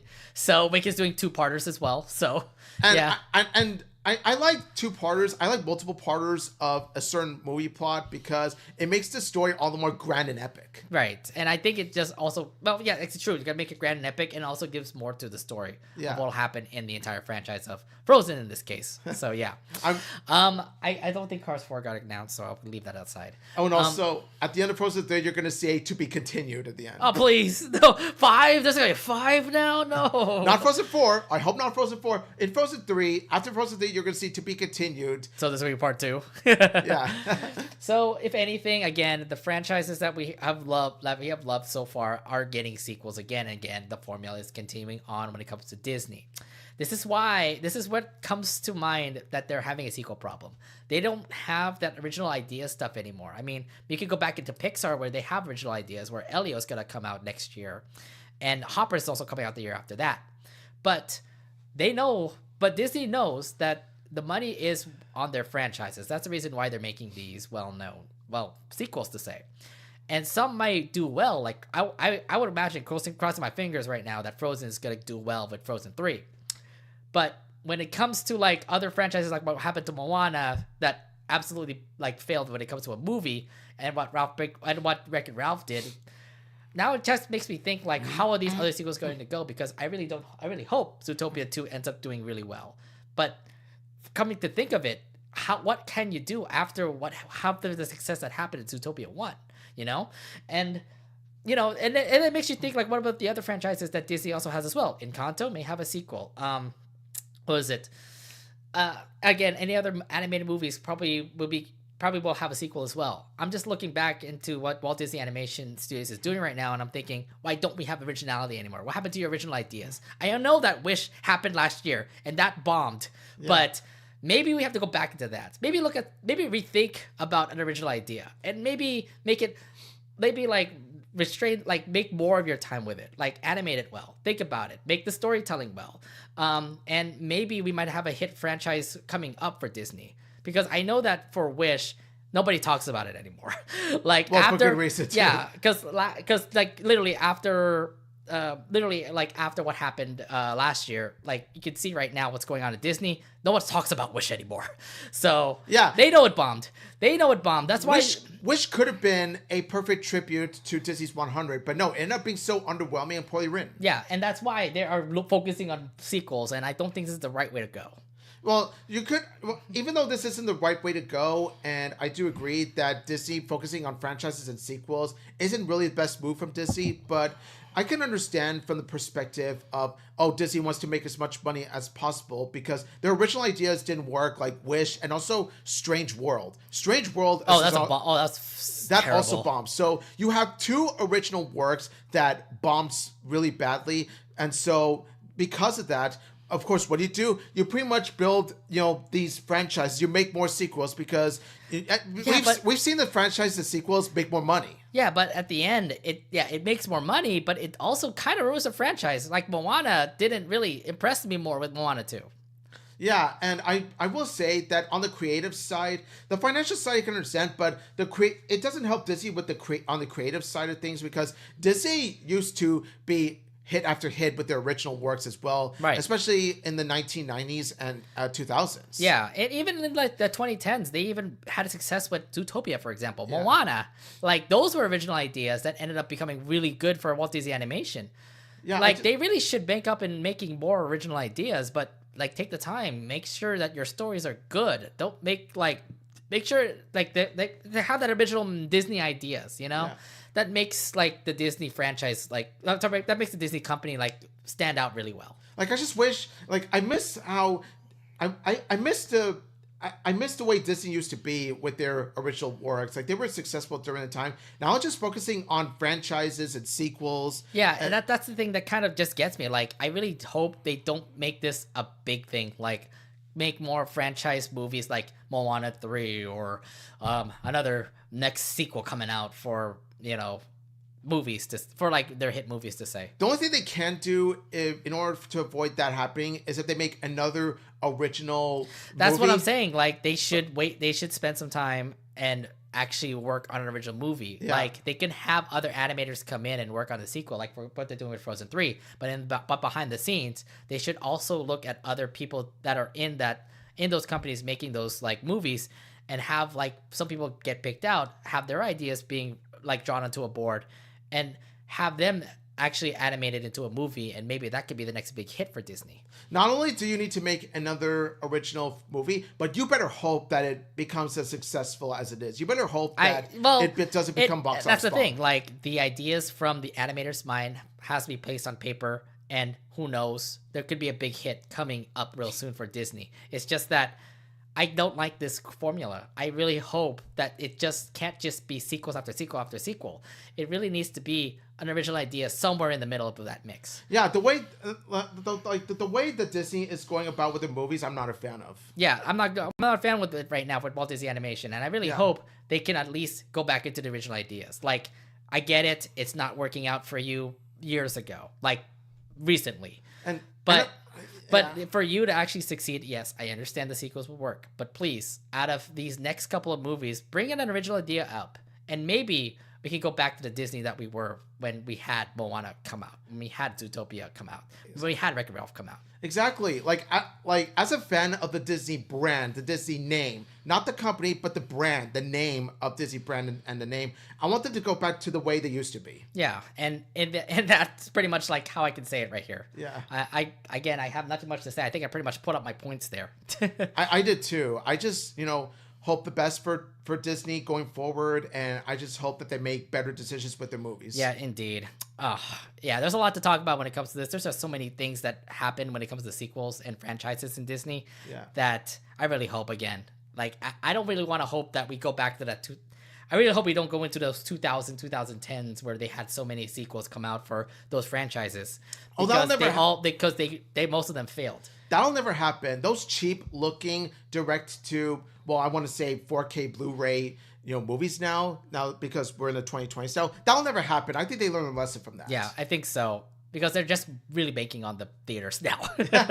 I think that's all I can say for now. Anything else you want to bring up? Nothing much I want to say. All right, that's pretty much. I guess that's pretty much it for our episode. Yeah, I'll be heading off to Vegas this weekend, so I can't wait to visit your brother this weekend. Have fun, Viva La Vegas. Yeah, and when we come back, we'll be back here next Wednesday. We're gonna do something special for you guys. This is going to be our Christmas episode next week. Yes, we are going to do something for all the Loud House fans out there. We're going to be doing our tier maker, but this time with the Loud House characters. Now. Yeah. So what? Luna S tier, huh? Luna. There are two characters that belong in the S tier: Luna and Kara. Why not Lincoln? Lincoln, you're gonna hear me. Oh no, he's not even putting him in S. What? You will? Yeah, I'm putting him in S. You will hear it next week. I'm gonna give you spoilers. No. Uh-oh. Hey, I'm gonna pick Sunny for a little bit. I'm gonna pick Sunny for a little bit. The reason is Link is the main character, so you're gonna hear me talk oh my god. Okay. Oh, you know what? We're gonna wait that till next week, okay? But we're gonna have a lot of debate for this one, especially if this guy never puts him in S. Anyways, that's it for our episode. I hope you guys loved our little 2-hour rant about how Disney is at the moment. Yeah, but until then, thank you very much for watching. We'll see you guys next Wednesday for our big Christmas episode. But until then, see you guys. Have a good day. Bye, everybody. Yes. Oh. Can you? Careful your drink, my bro. bad. Ah, my water.